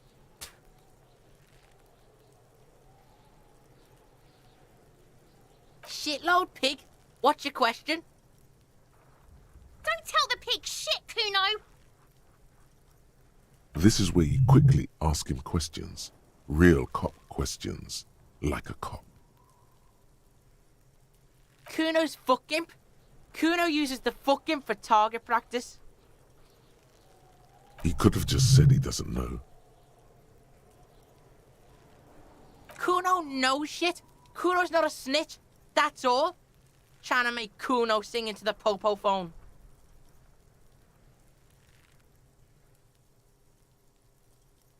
Probably climbed. Kuno was busy down the road when that shit went down. You heard Kuno. Kuno wasn't even in Martinez. Kuno wasn't in Revachol.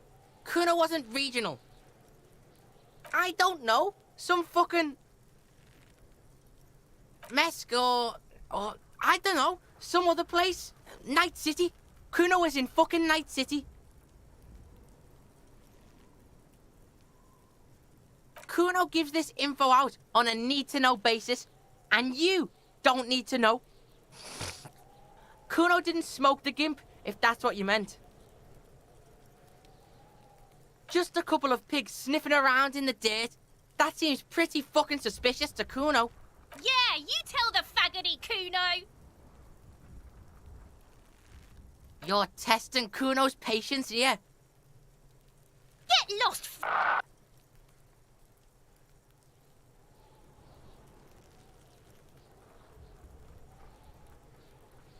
You're dreaming, pig. That's not how this shit works. A little.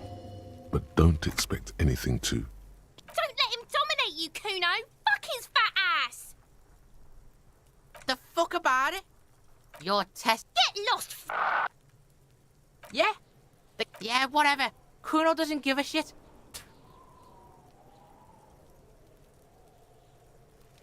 Yeah, like a fucking volcano. Yeah. You're lucky you didn't die there.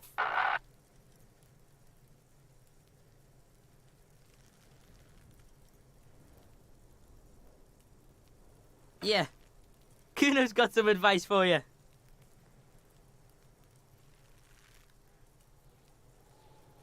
What are you? Like 80, right? Maybe you should stop embarrassing yourself in front of a fucking kid.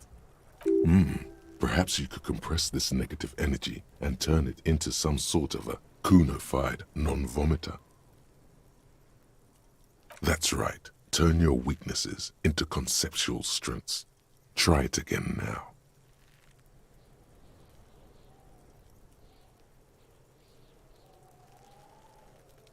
Kuno doesn't fucking care.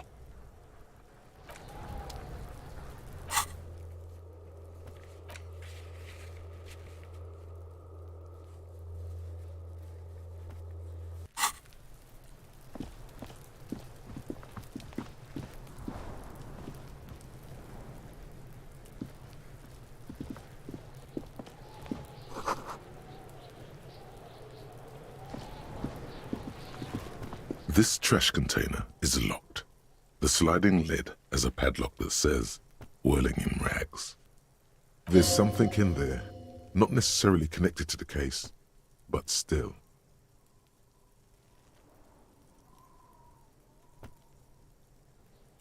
Well, it is a container. Maybe you're prioritizing it.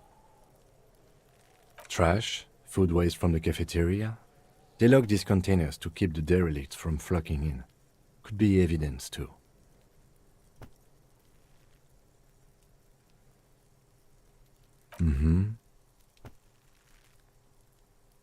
We could try using a pry bar. There's one in my motor carriage, or...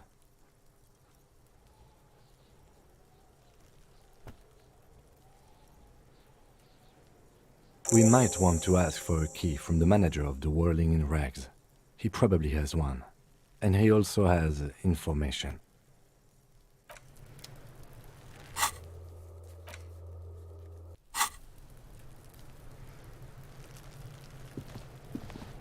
Kuno, the pig's getting pretty close to me.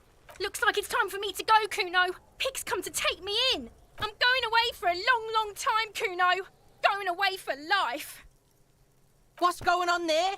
Fuck are you trying to pull, pig?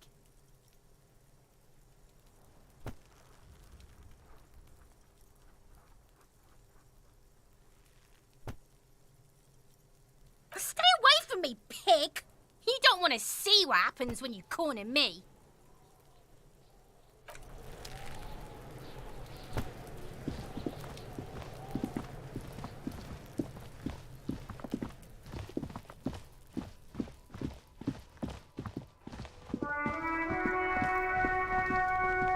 I can't believe it's snowing again.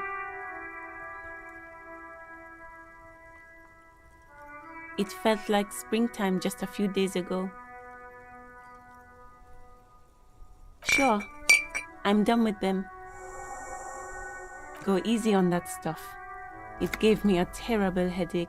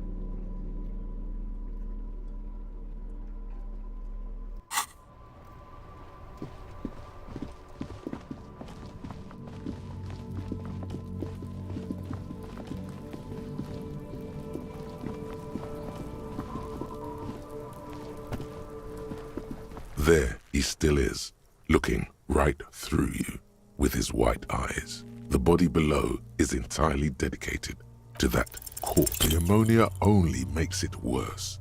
The combination forces tears out of your ducts. You manage to keep it in once.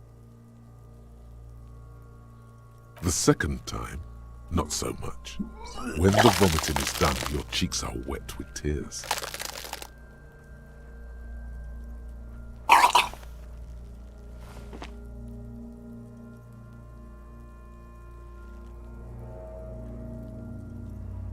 Nor does the wind right now.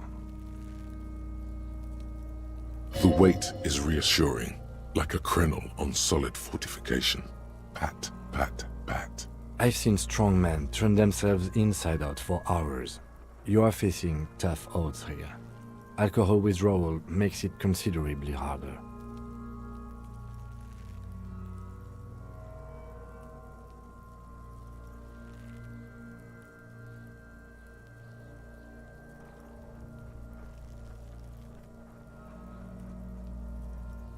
I've seen captains puke their guts out. It never gets easier. You never get used to the smell. Every Monday is cadaver day. Throw up, investigate. Throw up, initial autopsy. Throw up, bag it. Then drive to the station. Maybe throw up on the way there if you didn't bag the thing tight enough.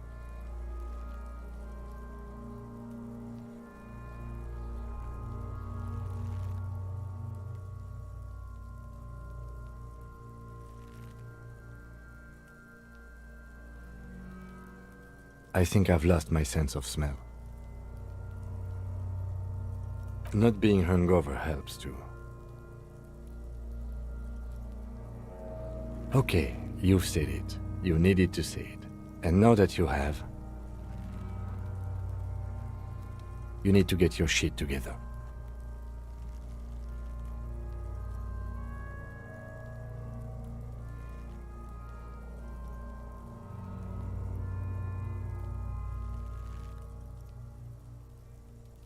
No, it's not, officer.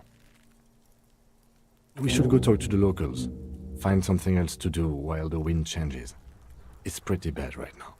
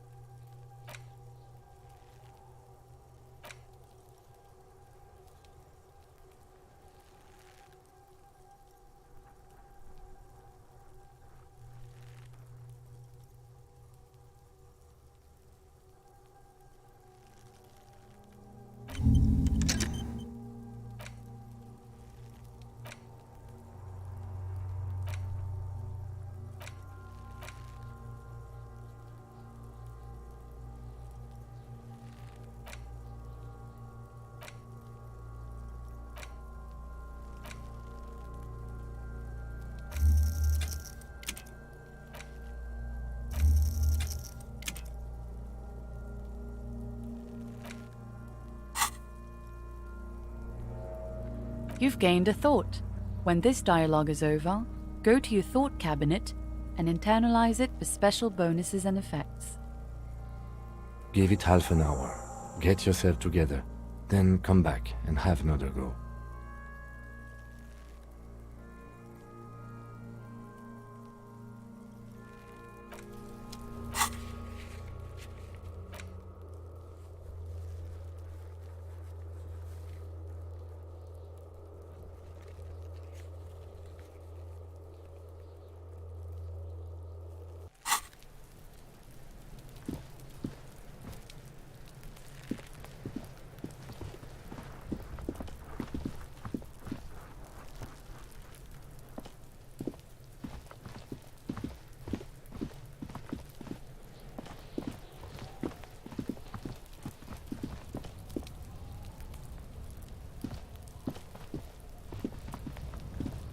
An inconspicuous pile of the roofing material, Eternite. Because it's nice and orderly, well-laid pallets, easy on the eyes. No, there's more to this. You get this strange feeling.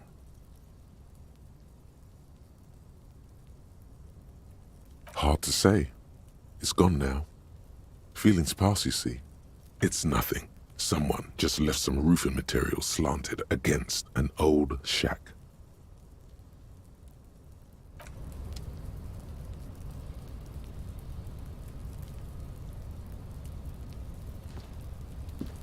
An inconspicuous...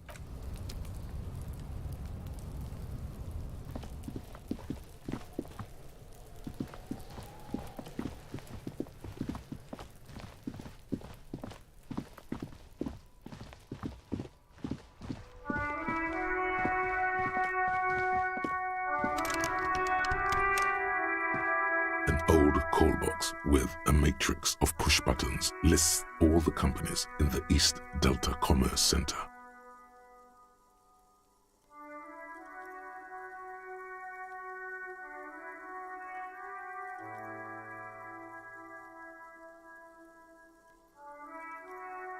An off-key melody starts playing after you ring the doorbell. Then a woman picks up the receiver. Kuno, please stop calling here. Grown-ups don't have time for your stupid games. Please don't do that. Doorbells are not toys, and this one isn't even working properly. Please don't call us again. Thank you. A single beep indicates that the line has gone dead. You ring the doorbell, but no. What an ominous name for a hair salon. Doesn't bode well for anyone's hair.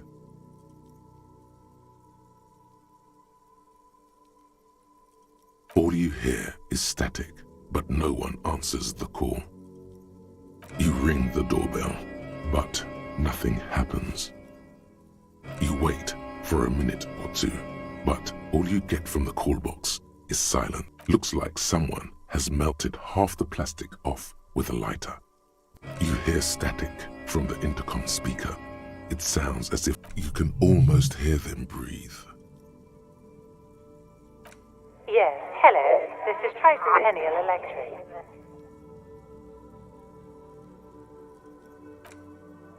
Have you come to place an order?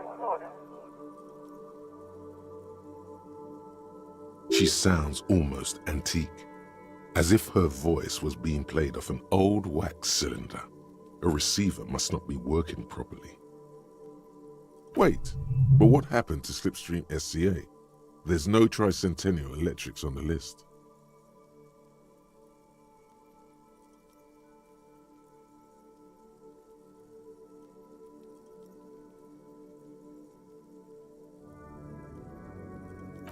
My God. The lieutenant exchanges a look with you. It's you. My God. I didn't think I would hear your voice here.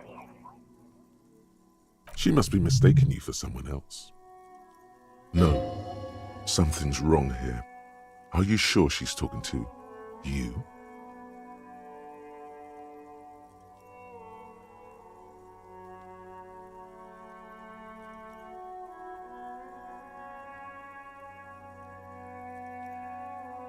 Michelle, just please.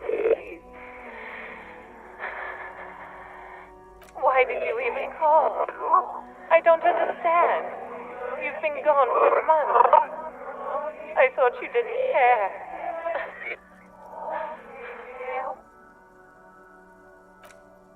Ever since I came to work here, it's been different. As if my mind's been wiped clean. A spot of static overrides her words. When she speaks again, it sounds like she's submerged. It's so nice. It's so nice to be able to finally meet again.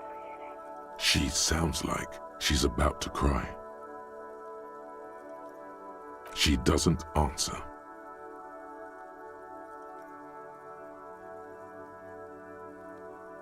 Silence. The only thing you can hear now is static and waves washing ashore on the bay.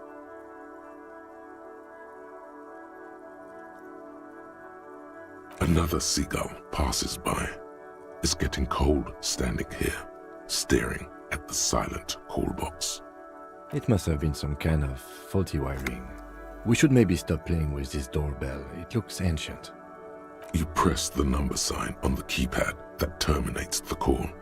12 name cards on the call box read. Whatever she says, it can't hurt you. You're a different person now. Stronger, healthier, and... Alright, maybe not healthier, but it's a bonus that you've drunk so hard you can't remember any of your past relationships. Oblivion's the ace in your corner. There's a light buzz as you press the doorbell, waiting for her to answer the call. It's cold outside, and you can hear the wind blowing into the speaker. There's the static again, whispering like a seashell pressed against the air. Yes, hello. This is Tricentennial Electric. Have you come to place an order?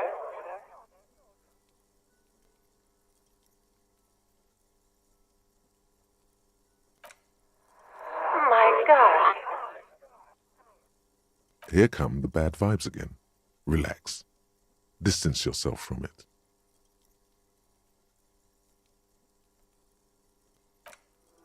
It's you. My God. I didn't think I... Wait, is she...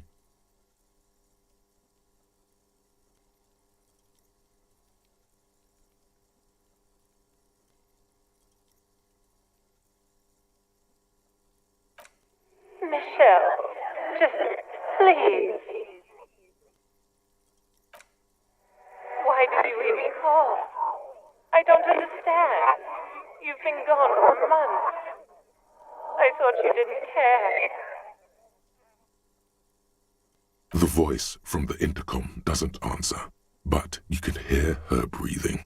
Wind blows into your microphone again, crackling and echoing in the box. Ever since I came to work here, it's been different. As if my mind's been wiped clean. It's so nice. It's so nice to be able to finally forget about you. And then it hits you. She tries again not to cry, and still doesn't succeed completely. Her quiet sobs sound old and distant, as if her voice is being played off a wax cylinder.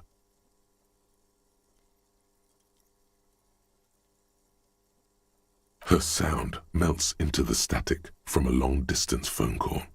From time to time, you can hear people talking in the distance, but can't make out any words. This is where you hung up the call the last time, but the recording is still going. A phone rings in the office with an old-fashioned chime, and someone walks by in a pair of heels. The static is like a warm blanket wrapped around the sounds. No one replies, but the static grows stronger like rainfall. Then a female voice speaks out, completely different from the one before, glorious and total somehow, crawling inside your head. Her words are too cold to comprehend. She smells of sodium lights and rain streaks on car windows. Eyes like pilot lights watch your shape in dark hallways, guttering. So...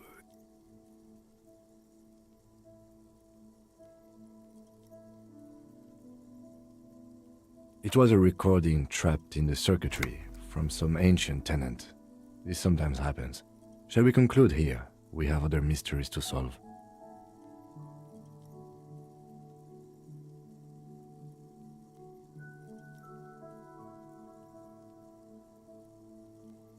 Don't take this the wrong way, but during our short stint working together, something weird is almost always happening to you. That is true. Silence. No one's home. Silence. No one answers the doorbell. Nothing happens after you ring the doorbell. They don't want to. Silence. No one answers your call. This button looks new, but someone has removed the name card. Nothing happens when you try to ring it. Huh. This button looks new. It's probably not connected yet.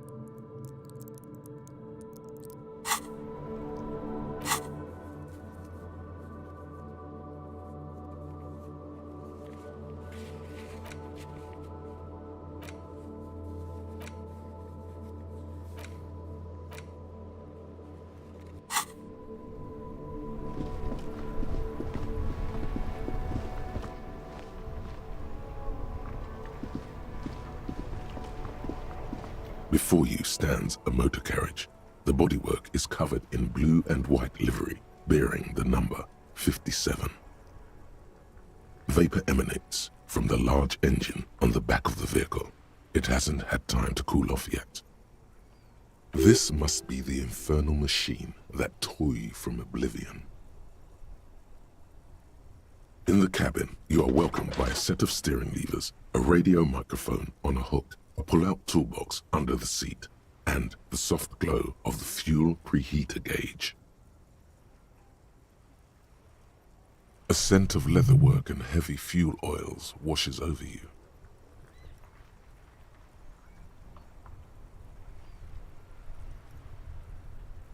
The white suede feels luxurious under the touch, and the metal clutch handle so very familiar in your palm. Your fingers waste no time closing around the handle. Clutch disengaged.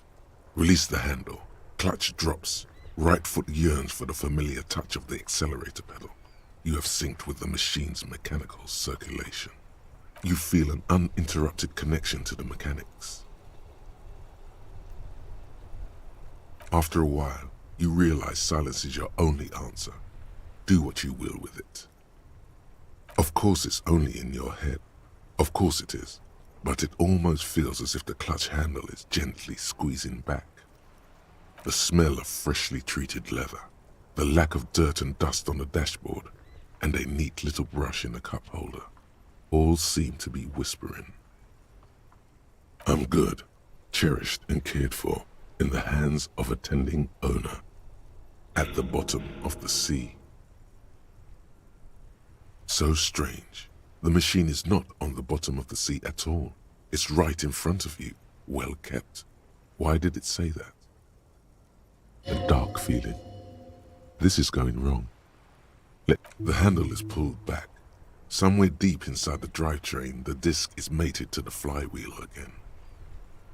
In the cabin, you see a set of steering levers, a radio on a hook, a pull-out toolbox, and the soft glow of the fuel preheater gauge. As you tap on the gauge, the indicator pin jerks as if startled. It's in the large orange sector, indicating the engine is warm. Next to the gauge is a red switch labeled heat. There's no use pressing the heat button. It won't start without the ignition key. Translation: we're not going anywhere right now. Alternative translation: don't even think you can drive my MC. A metallic drawer slides out from under the seat and clicks into place. The tools inside are neatly organized. Take what you need, officer. It's going to be a long case. I'm not protective of my tools, like some men are. He's clearly a little protective of his tools. But what can you do? Work is work.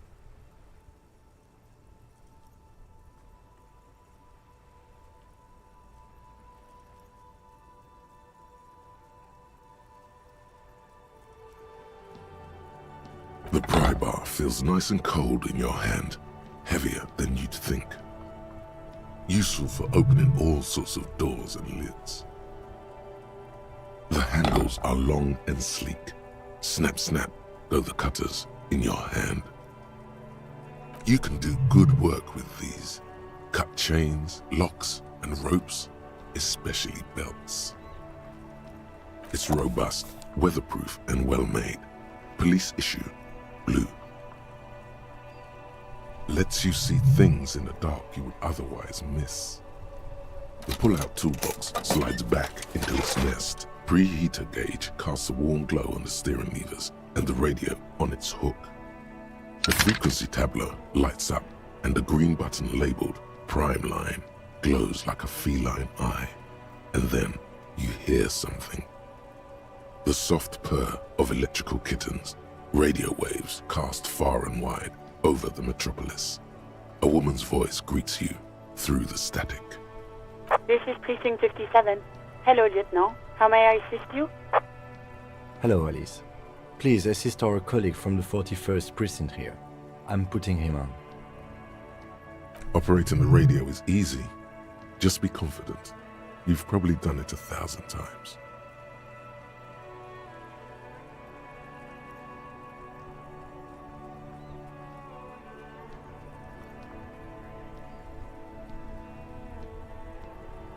This is Officer Alice Demetri, Precinct 57. How may I assist you? Under the green Prime Line, a yellow saved button catches your eye. You wonder what the lieutenant's default radio station is.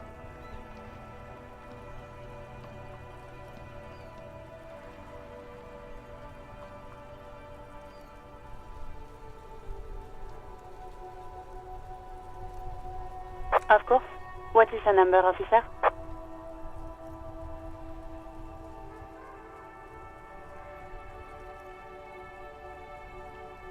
Yes, hold on. Her number is 005 1944 298. Received. Hold on, officer.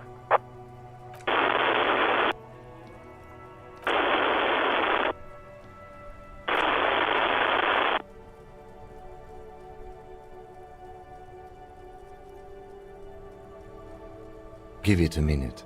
She might be busy at the moment. Takes a bit to get to the phone.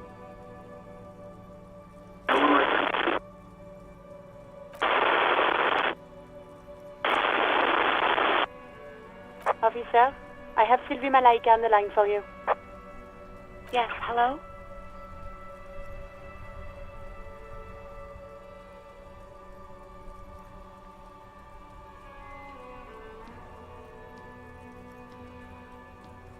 Oh, right.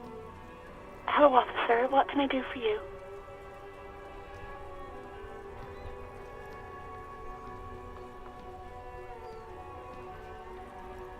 No, not me.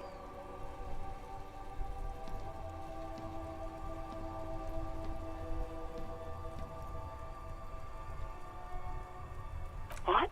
Of course it bothered me. But I thought the union already knew about the corpse.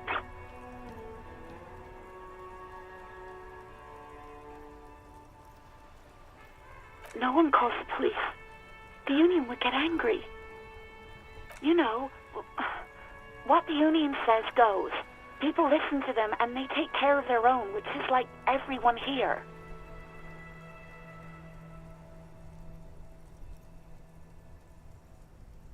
Legally, no. In reality, yes. Martinez is de facto policed by the dock workers' union. Words are not necessary to feel the lieutenant's discontent for the situation.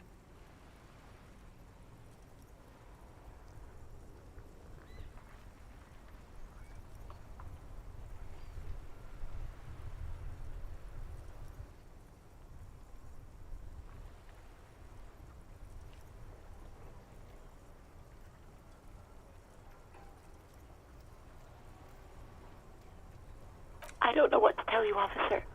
I didn't call you because I didn't want to get in trouble with the others. With the union. No, sorry. I don't. Not a lot of people have phones around here. Copper thieves take the wires. People don't have the money to have the cables put in again. They use the union's phone, or the one on the coast. It was someone else. We'll find them sooner or later, officer. It just might take a while. Yeah, go on. You mean, why did I leave the bar? Honestly, I'm not really comfortable discussing it with you, sir.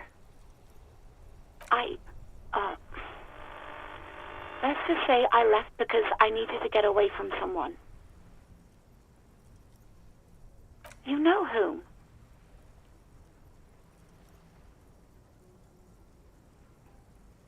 Maybe, I don't know. I just know I have to take some time off right now. I do hope so.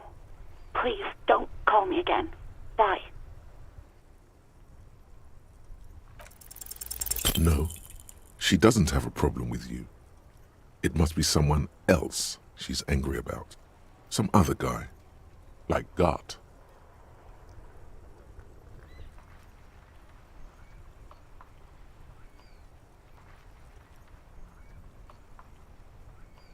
Trust me, you wouldn't want to be the guy here. You know how it is. Yak, yak, nag, nag. No, you're the guy. You're Lieutenant Love, matchmaker extraordinaire. Help the poor girl out, lest she turns into a spinster.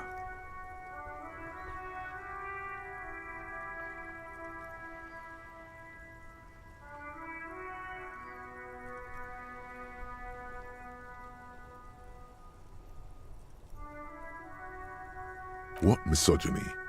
I'm just telling things the way they are. Can't a man be honest in his own head anymore? You have to act, Lieutenant Love. You have to calm that hysteric down. Tell it you've got everything under control. Then go and have a little boy's talk with God himself. Think you can do that, Lieutenant Love?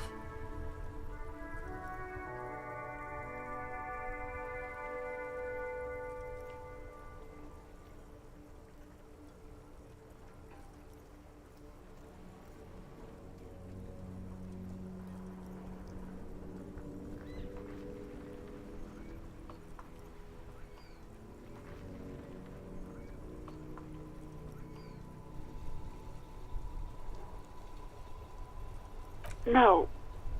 What?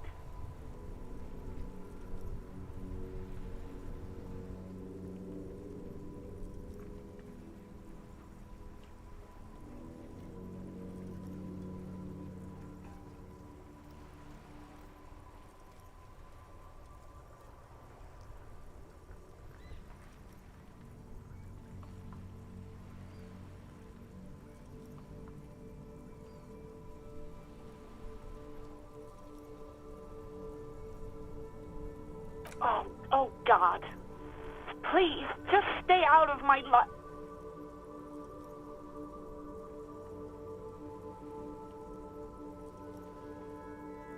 What?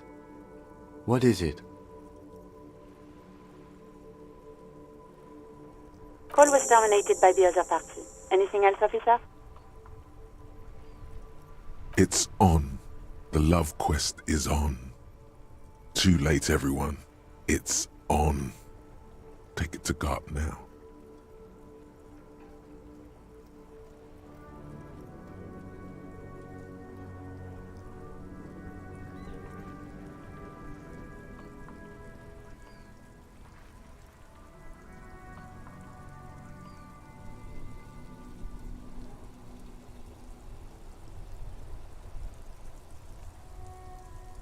Just a second, officer.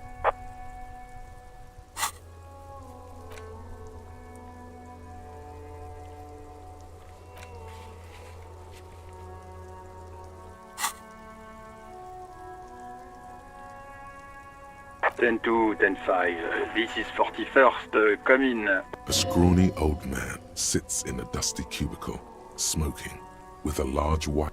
10-4, what's your status? Over.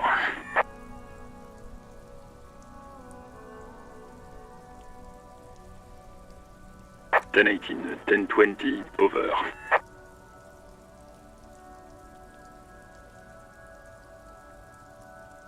State your message, sir. Over.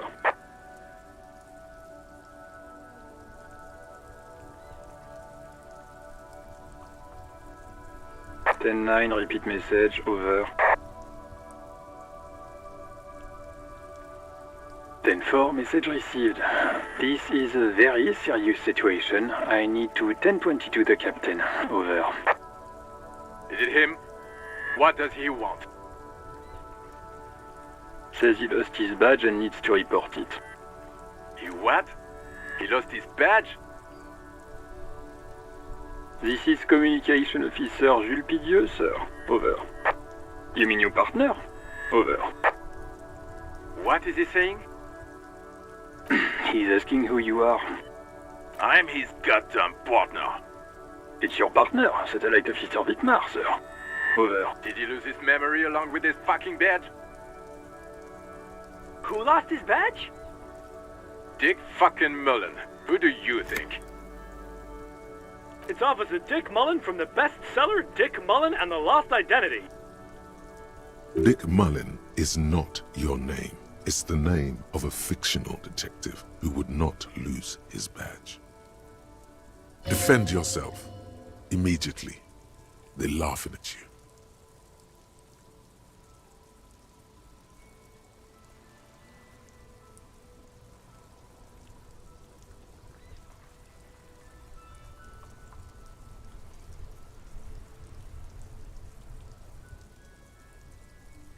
He says this has probably happened to other policemen before him and laughs sarcastically. Oh god damn it. Is he fucking kidding?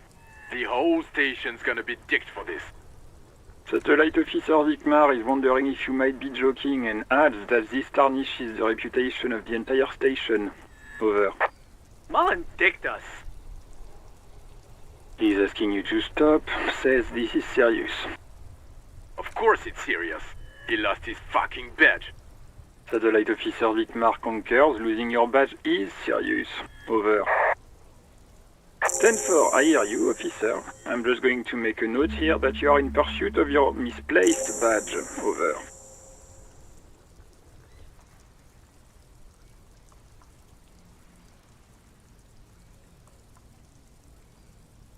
Fuck me. Mac, come here. You've got to hear this. Dick Mullen lost his badge. What's going on? Super Cop here lost his badge. He lost his what now? His badge. He lost his goddamn fucking badge.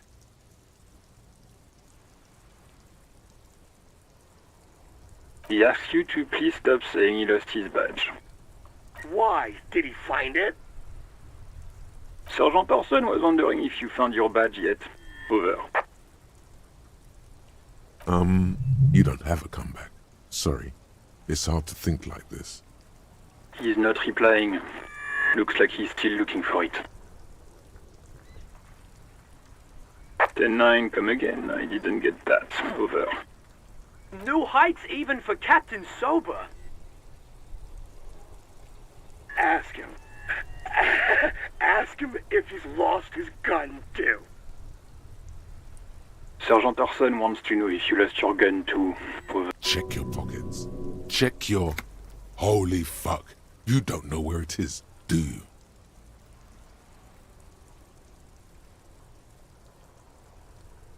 No. It's gone. It's not fucking on you. 10-9, come in, officer. Did you get my question? We were wondering about your gun. Over. Lying over the phone, it's easy. Just say it like it's the truth, and then it becomes it. He says he didn't. Thank God for that. That would have been a nightmare.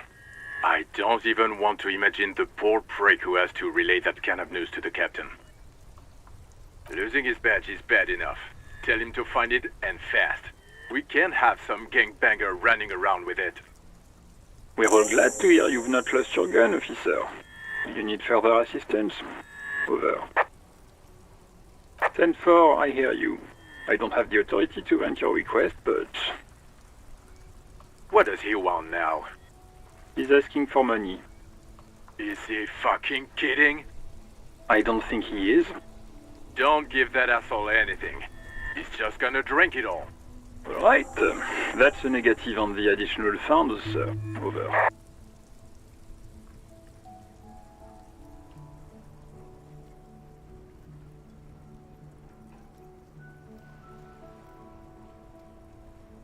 He says it's important to the case. He isn't getting a red cent. You can tell him that. Request denied, sir. Over. Anything else, sir? Over.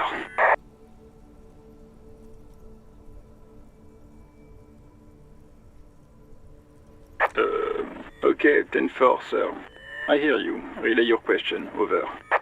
Wait. Before you say anything stupid, think it through.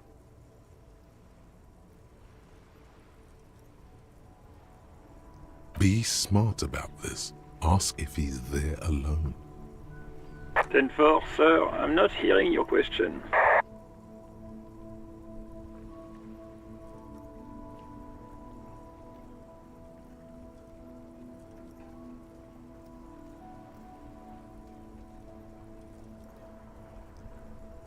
That's a negative, sir. I got a 10-12 here. Over.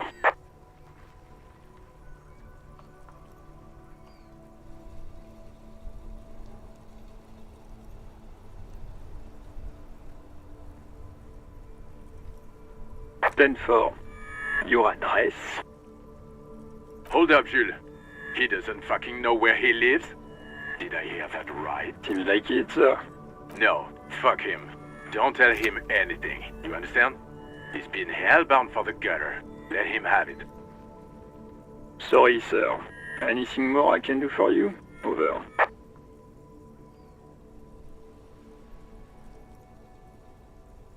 Ten-9, repeat message. I didn't get that, sir. Over.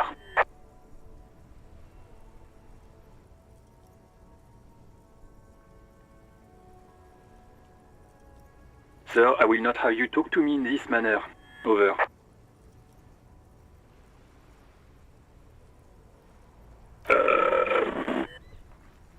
What? What is it? What can he possibly still want from us? He seems intoxicated and keeps asking me to call him by his name. Mullen's drunk and emotionally aggressive. That's new. Wrap it up. Don't indulge in his drunken antics.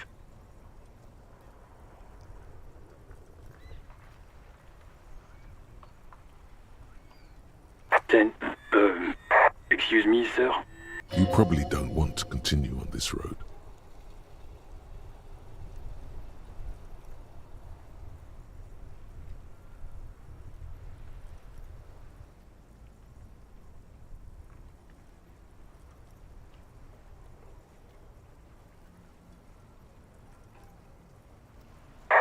No, sir, I haven't. You're not really keen on mentioning your home life, so I've always assumed things weren't that good on that front. Over. 10-4, well, that's, Does he actually want something, or is he hell-bent on disrupting our work? He asked if he ever told me about his days before joining the RCN. For God's sake, cut this shit out! Tell him to stop wasting time and be a goddamn policeman for a change. Sir, Satellite Officer Vicmar says... So, was there anything else? What? What is it? He's still on the line? He wants to verify the information on his badge. But of course, it says Dick Mullen, High General of the Revacholian Cavalry Force. Tell him to stop wasting time. What do you need, sir?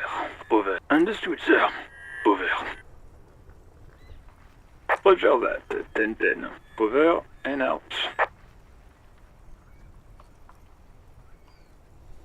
This is Precinct 57. How may I assist you?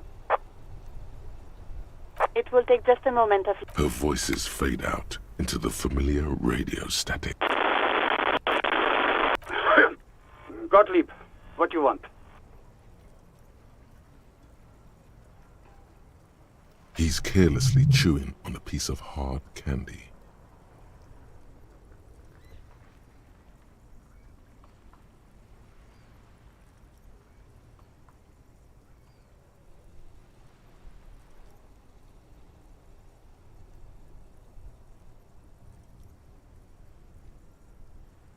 Oh, it's you.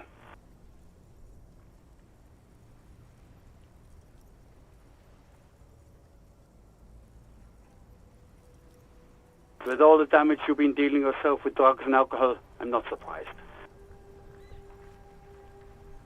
What else? I'm not a brain doctor. Look on the bright side. You've got a whole new life now. Use it wisely. It's hard to say if he doesn't believe you or doesn't care. Yes, there's no end to the misfortunes fate has seen fit to rain upon me. Who? You are? You lost your human visage a while back. Now let's get on with it. I've got more important things to do. And you survived it. Congratulations. Are you mobile? Even better. Anything else?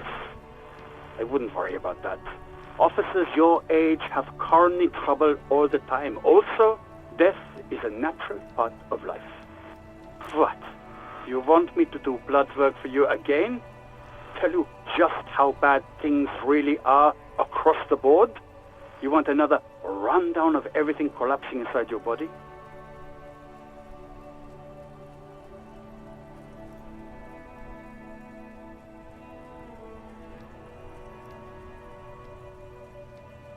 You want the real, honest-to-God truth?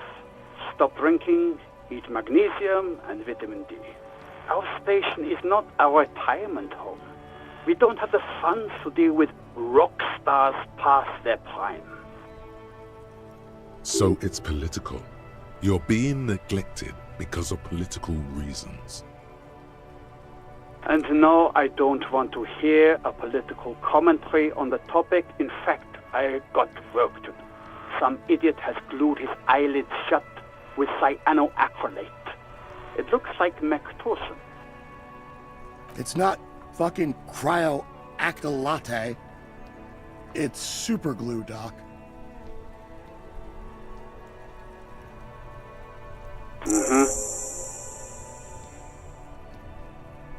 Anything else I can help you with, officer?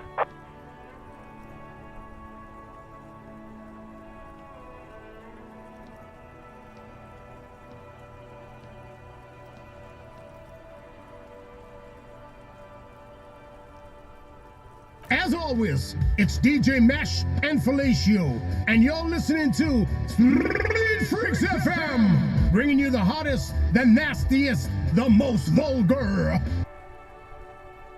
A flock of seagulls takes off nearby, startled by the roaring radio.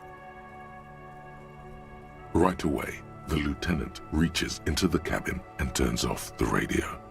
He's not looking at you as he says, Someone must have been messing with the radio, or maybe it picked up a random frequency. You wanted a prime line, right?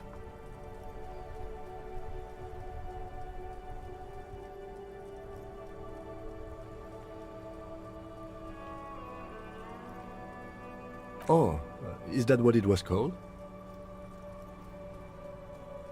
Go for it. Turn the radio back on while it's still on the Speed Freaks FM. Souped up motor carriage for one bad mama's boy. For the heavier foot and the freakier. God damn it! Look, it helps me to stay alert on long nights, okay? It's a method. I'm not some kind of speed freak or...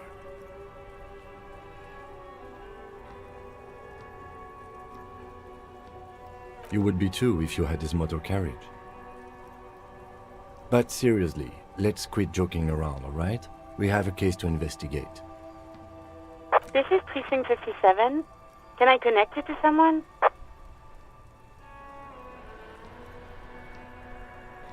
'57's over and out. In the cabin, you see a set of steering levers, a radio on a hook, a pull-out toolbox, and the soft glow of the fuel This is the Kupris Kinema, my motor carriage. You can use the toolbox and the radio if you'd like. Motor carriage. Something bad with a motor carriage. A dark lump rises in your throat.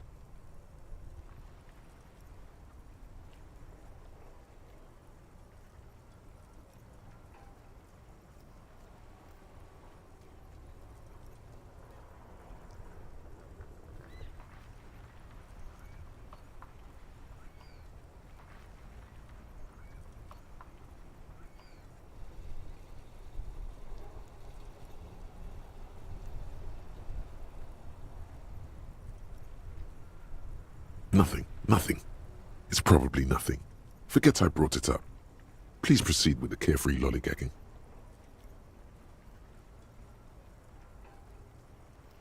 Yes, sorry about that. The Kupris Kinema does have a rather distinctive engine sound.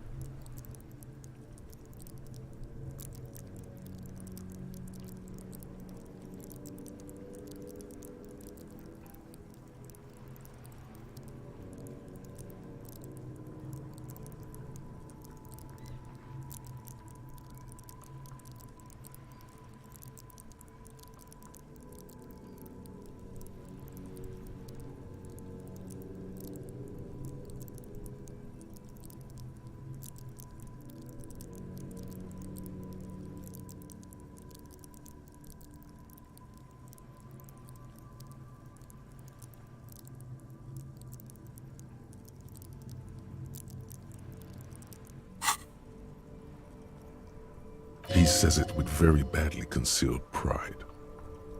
No, I'm afraid not. We have a murder case on our hands, remember?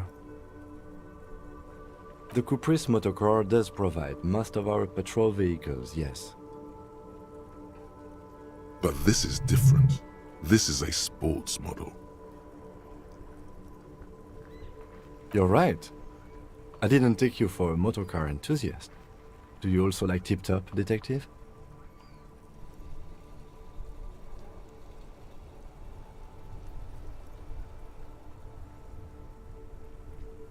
An interstellary racing series.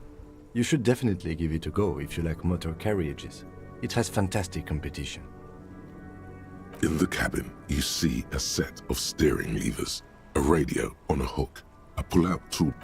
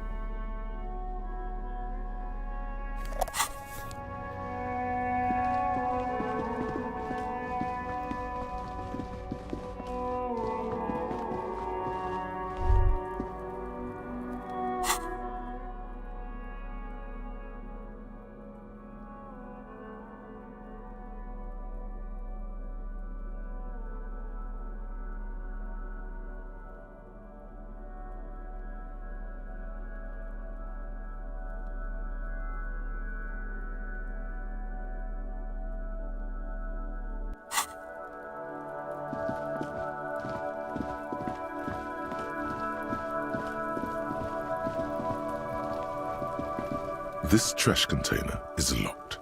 The sliding lid has a padlock that says, whirling in rags. Force time isn't happening.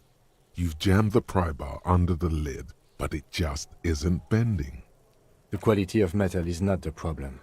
From what I see, it's sturdy enough.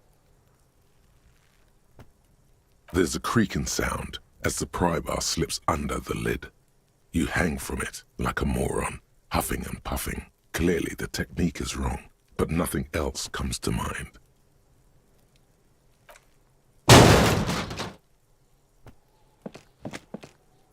Unsatisfying, hurtful.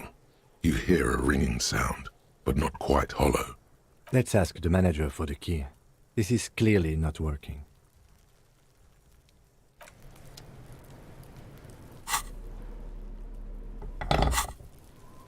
This trash container is locked. The sliding lid has a padlock that says, whirling in rags.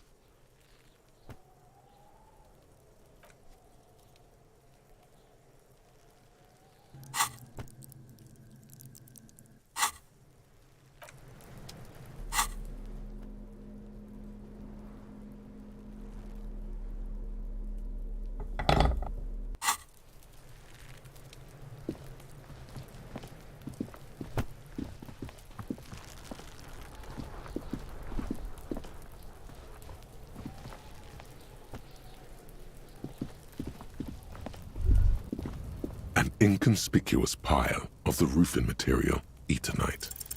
Because there's a secret door hidden behind the panels of Eternite. That's why they're two. There it is. You see a shabby little door.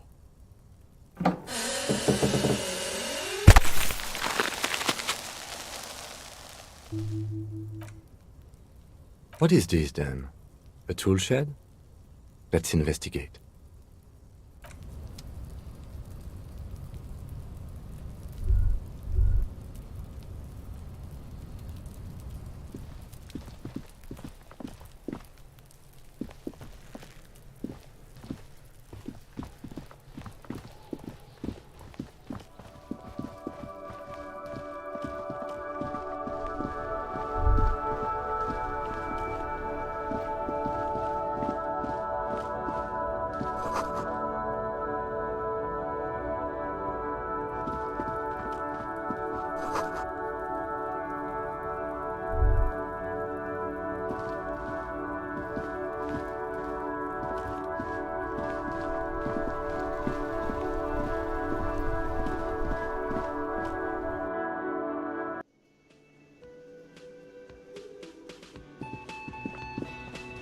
Hello again, sweetie.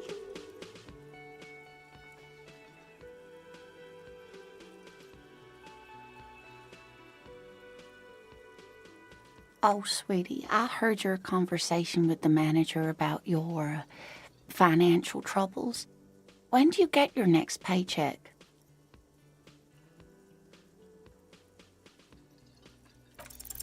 Your deportment remains dignified as you shed a single manly tear. Sweetie, I only have a few cents on me, but I could give you this to pawn. Just to tide you over. Wonderful. He has a pin. The pin is round and slightly tarnished. 3 sailboats in bas-relief with the sun hovering over the water behind them. A chipped green banner at the bottom reads, San Baptiste, Summer 31, Dinghy Races. You could totally sell this pin for cash.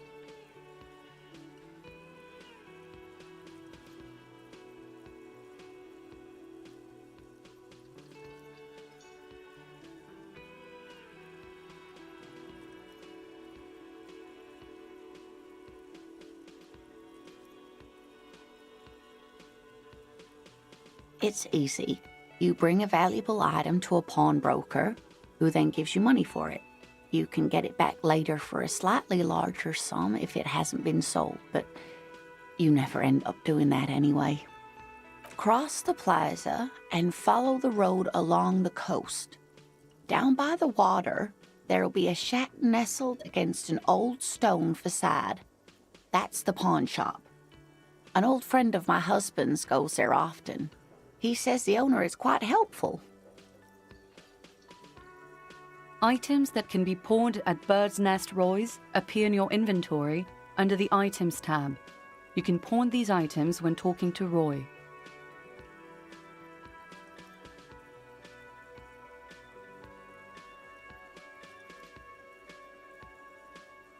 Oh, it's not an ancient family heirloom or anything, but I suppose it would be nice to get it back. I hope you were able to pawn that old trinket.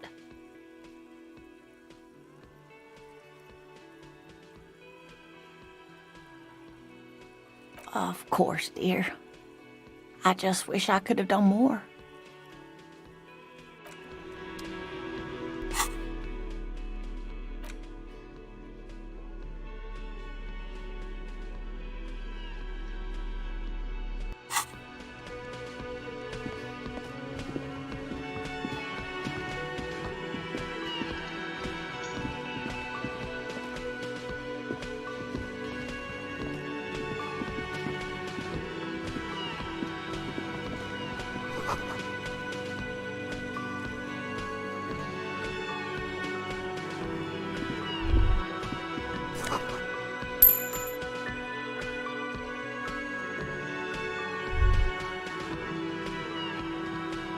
A thin man is smoking below an exhaust hood, occasionally sipping from his mug.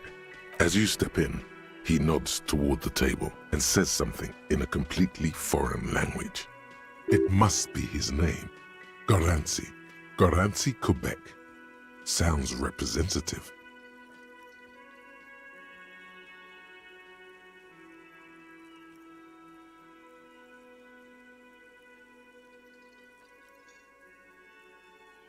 The man puts his cup down and replies something, his left hand drawing arcs in the air.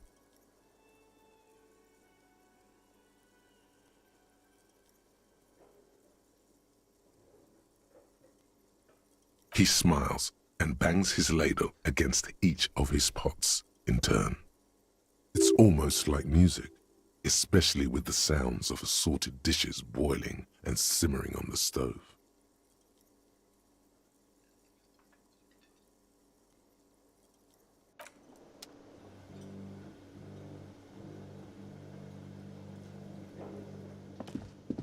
You see a heavy steel door with a prominent dimple lock. It's painted blue. You immediately feel drawn to the color. Blue is for mystery. The cobalt blue surface feels rough to touch. The stainless steel door is flush with its frame on every side. Old cobalt paint, rough on the fingers. 40, 50 years since this was painted, maybe. You do? It's a door in the back of the kitchen. Why do you care where it leads? The winch. Outside. In the backyard. Remember? No? Your fingers do.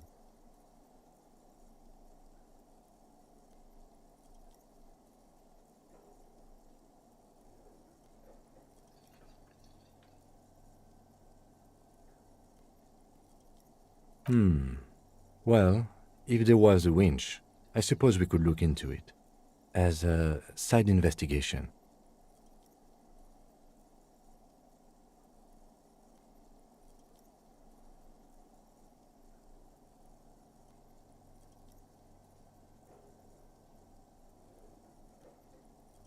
If you say so, Gart is the person to ask about this. The cafeteria manager. The door does not budge.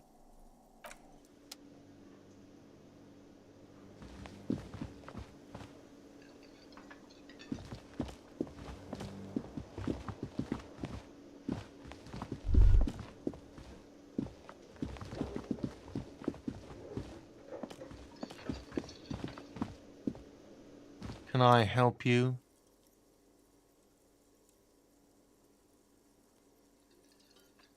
Mine? No, it belongs to the Whirling in Rags. Thank you for clearing that up. Why do you keep the container locked? Why? To keep the hobos and drunks out. That's why. And the neighbors too. They put their trash there and they don't pay for the garbage company. I thought as much. And are you the only party with access to the trash container? Well, yes. Us and the garbage disposal company. It seems a little callous, doesn't it? Something stirs in you.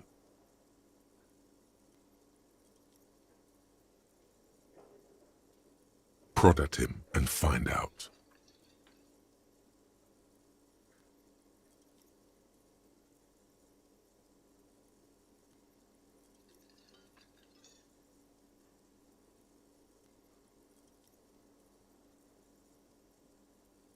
Yes.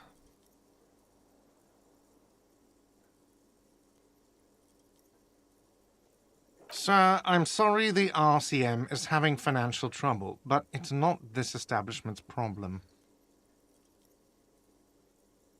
Callous? What are you, Kras Mazov? Almost all establishments in Revachol keep their trash locked. The Whirling in Rags is not special in that regard. Krasmazov, nom de guerre, was an economist and a historical materialist. He was a leading figure on the Grad side of the Centennial Revolution, where he headed the 9-day government. Mazov is considered the father of scientific communism, Mazovian thought, or Mazovianism. What are we talking about? Was this not about the trash container?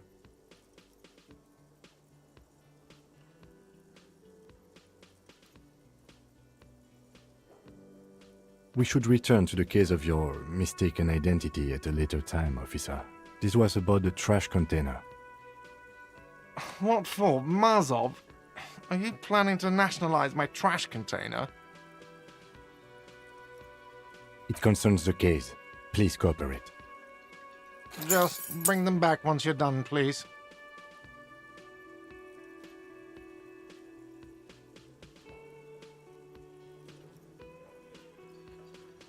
Yes, have you got it? A lot. A lot. For the room, drinks, and broken window, 130 real. Like what? I was... What thing?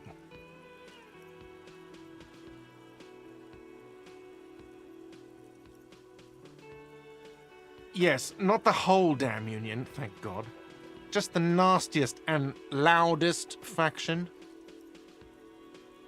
They come here in the evenings. Dumb, unruly types. Think they're big shit. But they're good customers. They place big orders, and always pay on time. We should find out who this Lord faction is occupying the booth. We don't. We have to wait. They'll show up sooner or later.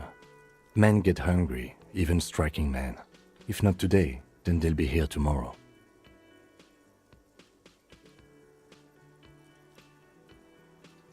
Oh yes, that door, sure.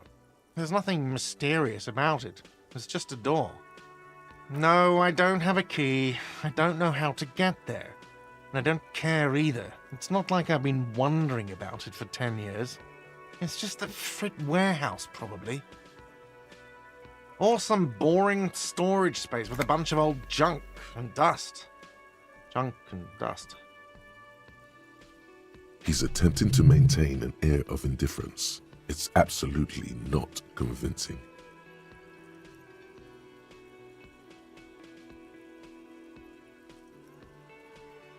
Fine, okay, a little. But my job doesn't leave me time for wondering about one locked door in one of the cafeterias I manage. So I haven't opened it. I have cleaned the whole place 100 times over, though, after the animals. And I haven't found a key, so good luck with that. What? By the way, you should come back to this thing-based questionnaire if you see anything interesting in the whirling later.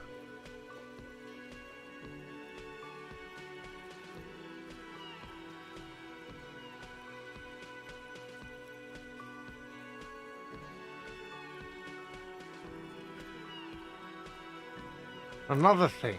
Great. Yes? God. Oh, but he should be. Lay it on him.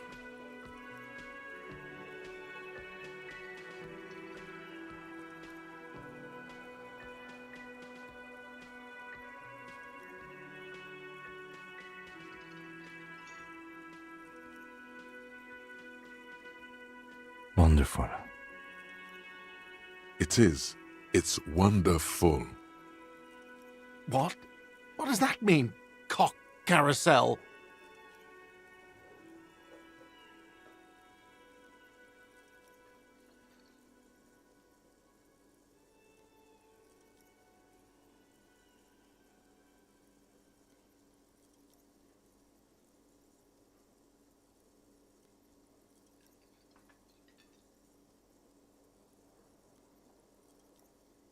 Does it mean you talked to her?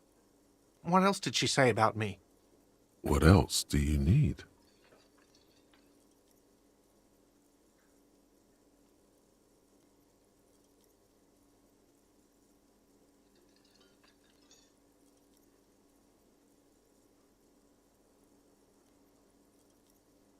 He looks at you, spinning your arms, then leans on the corner and sighs.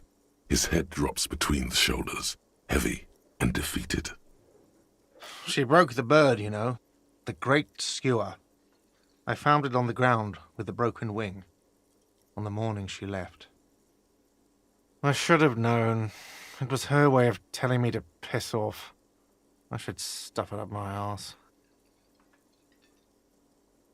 Or you broke the bird.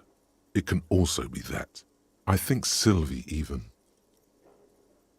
Yes, the bird is connected to this. It's a symbol of hope, and she broke it.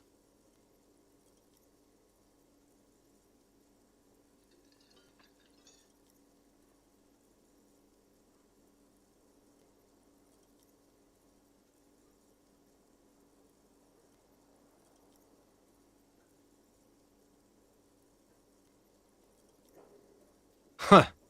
Cock carousel. I think I understand now. It's what they ride until, like, 39. They ride the cock carousel until the clock runs out. Here, have the rest. Now, let me have a drink and think about this shit for a moment. On my own. And there we have it. Isn't that beautiful? Another situation fixed by Dr. Love.